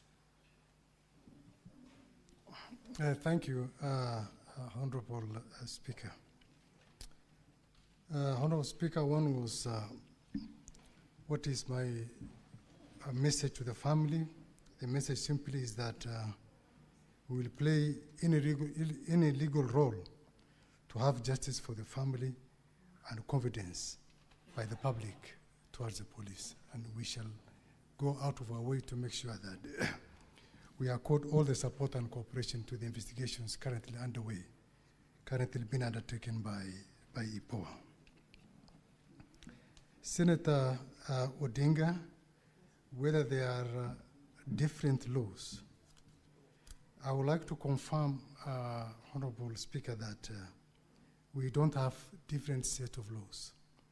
The laws apply equally as enacted by our parliament. And the law says any person. So we are not selective as officers of the National Police Service in the application of the laws. Suffice to say, however, that the perception of defamation is relative and may be construed differently by different people. Why the officers gave a chance to the suspect, the IG has very well explained that. It is part of the reform process, and it is normal for us to grant the suspect telephone facility, so that was actually a request made by the suspect, so that he could contact his wife and family members. And it's also a clear testimony of our adherence to the Constitution, the fundamental freedoms, and the Bill of Rights.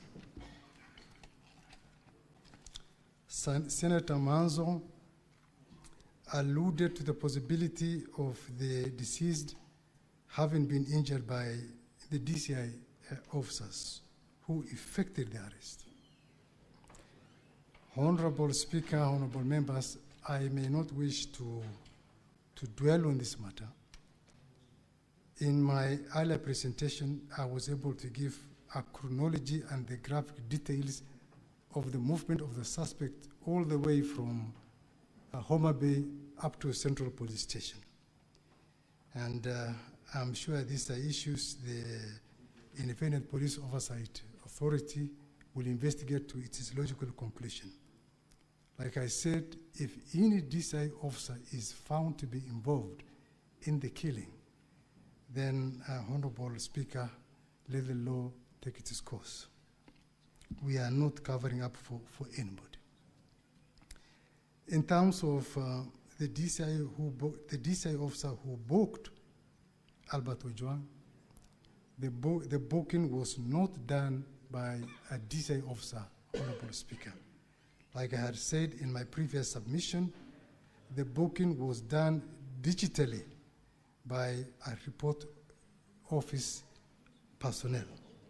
And I'm sure the particular officer, the identity of that particular officer will be established in the investigations. Why not summon? Honorable Speaker, When it comes to investigations, particularly on matters of computer and cyber crimes, it isn't a walk in the park. You are starting your investigations from the unknown to the unknown. You are dealing with persons operating from dark webs, persons running pseudo accounts, persons whose accounts are domiciled in other jurisdictions. At the commencement of our investigations, Honorable Speaker, we did not know the true identity of Albert Ojwang. We were only dealing with an ex-handle, a person whose identity was not known to us, and it was therefore not possible for us to summon him. It took a lot of efforts, a lot of expertise for us to unveil the identity of the owner of that ex-handle.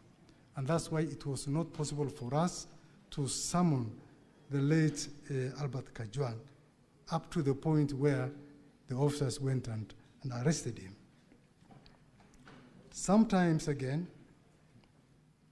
and this applies to it's a general investigative technique, Honorable Speaker, some summons might be prejudicial or even interfere with our investigative processes. Like you are investigating a cybercrime and you want to recover a computer from a suspect. You cannot just summon that suspect to come and report to the police station. What is the risk? You have the risk of that suspect deleting the information that you require to use as evidence in court.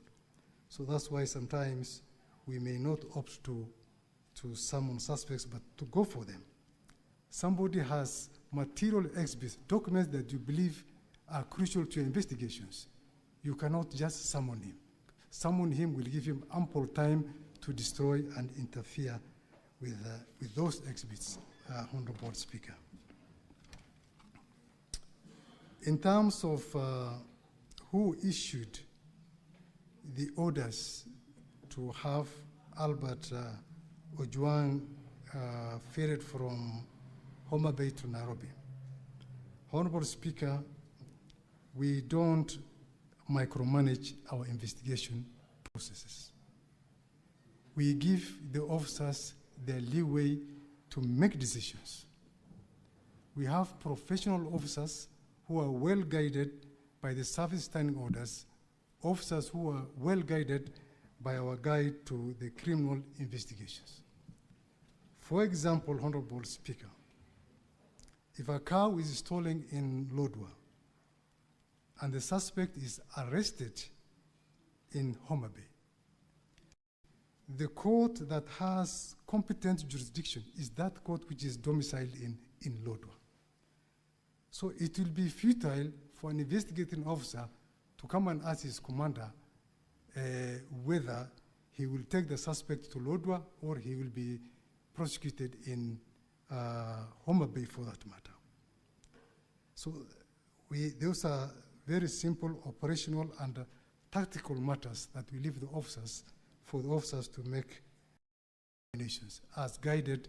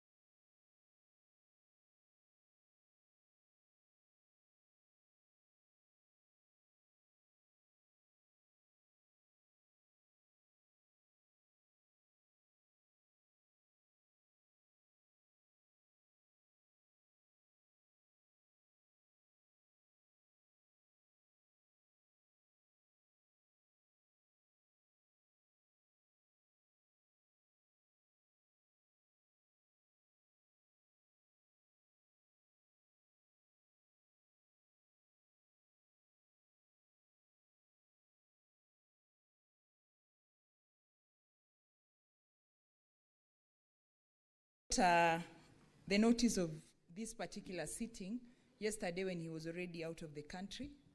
But as we speak, he's finding his way into Kenya. He's coming back because we have a similar sitting tomorrow with the Parliamentary Committee. And together with me, Speaker, today are 3 commissioners and the CEO of the authority. So we are taking this matter with the seriousness that it deserves. And one of the commissioners present today, Honorable Jacqueline Lucalo, attended the autopsy process on our behalf. So, Honorable Speaker, I had questions that were asked. One of them was the clarity from Senator Siege, Senator Murago, and Senator Mandago. Our preliminary findings show that the young man, Ojwang, was alone in the cell, and the neighboring cell where we have had 2 witnesses, one has recorded a statement, they have said they had loud screams from that particular cell. But unfortunately, Honorable Speaker, the cells are not numbered. So we are also giving a recommendation for the cells to be numbered so that a cell is allocated vis-a-vis a person in the OB. The next concern was by Senator Wambua on the safety. I hope I got the name right. On the safety of our investigators and our officers. Honorable Speaker, our investigators especially are not safe, going by the fact that they're investigating armed police officers. But in the same light, in the security service laws, which are headed by the CS Interior, we are seeking for licensing to carry firearms. We were recently in South Africa, and our counterpart, IPID, the body that a lot was borrowed to the formation of IPOA, they have licenses to carry firearms, and in the same light, also the right to arrest, the powers to arrest, and also the powers to prosecute. So that is something we are pursuing through the legal reforms in the security services laws. There was also a question on Senator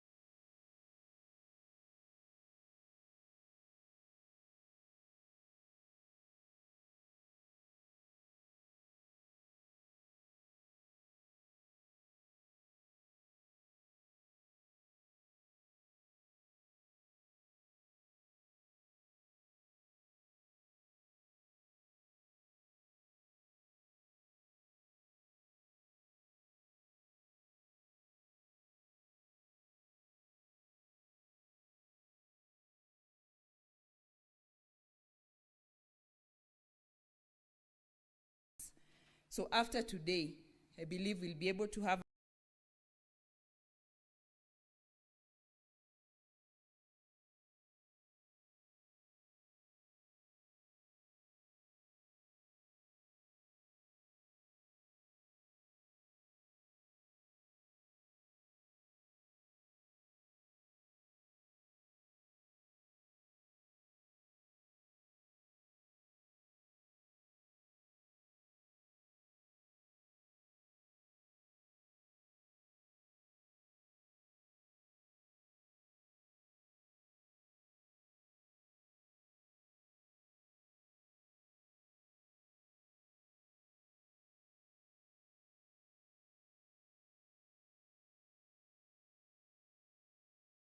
do this.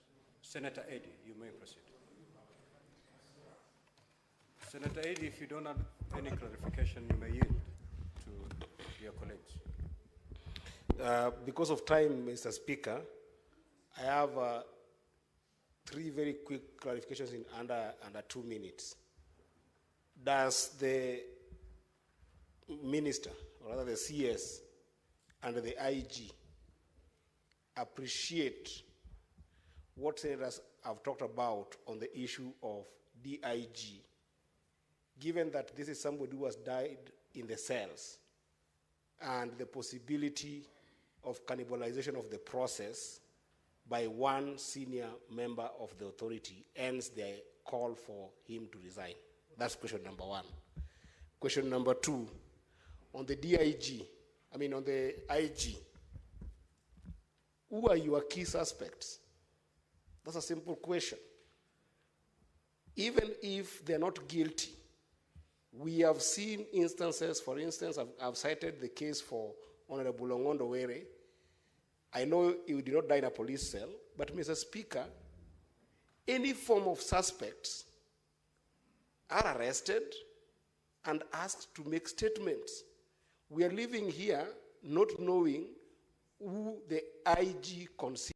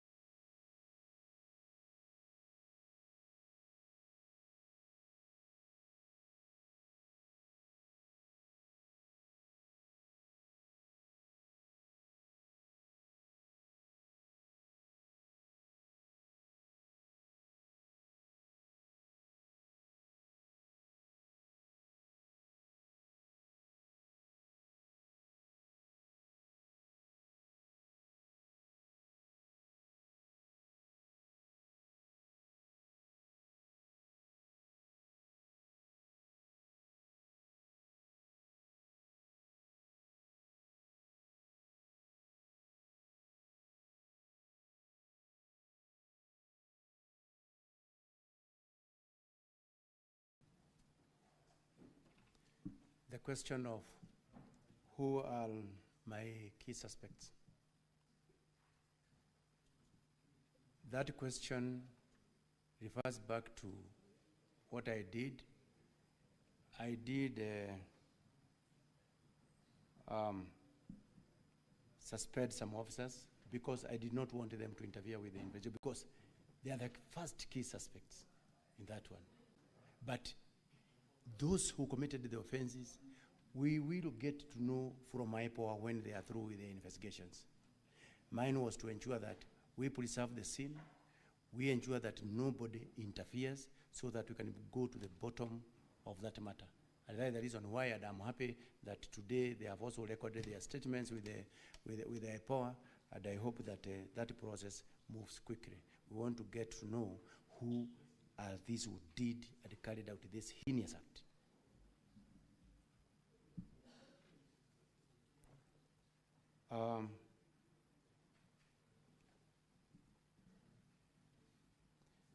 I've heard of the issue of certain police station where a pregnant woman was actually mistreated. In fact,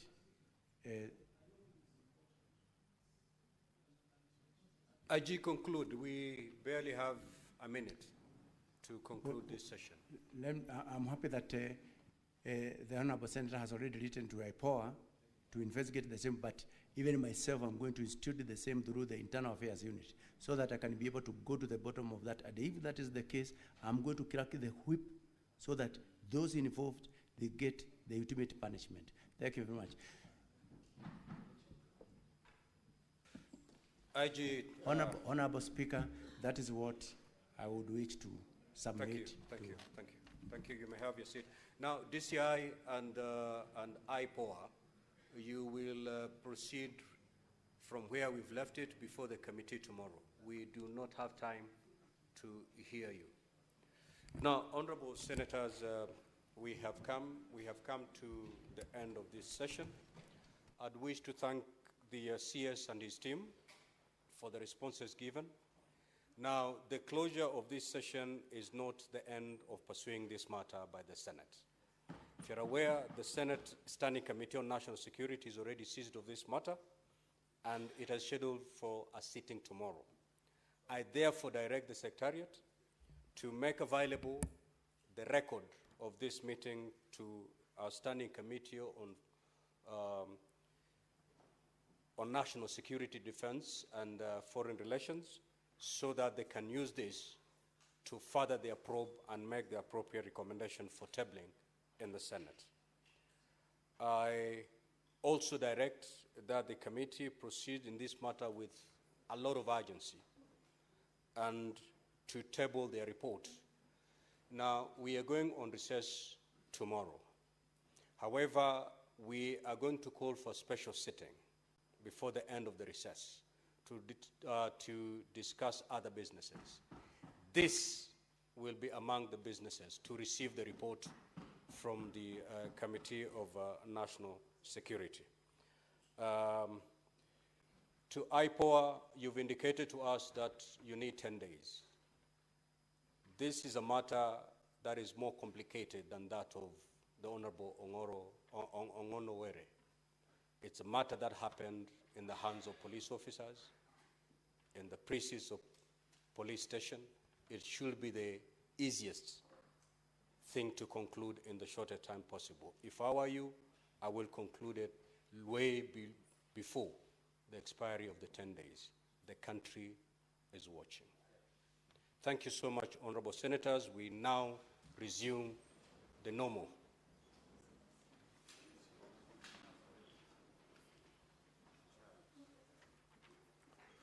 Having resumed the normal and ordinary session of the Senate, honorable senators, it is now 6:30 p.m., time to adjourn the Senate.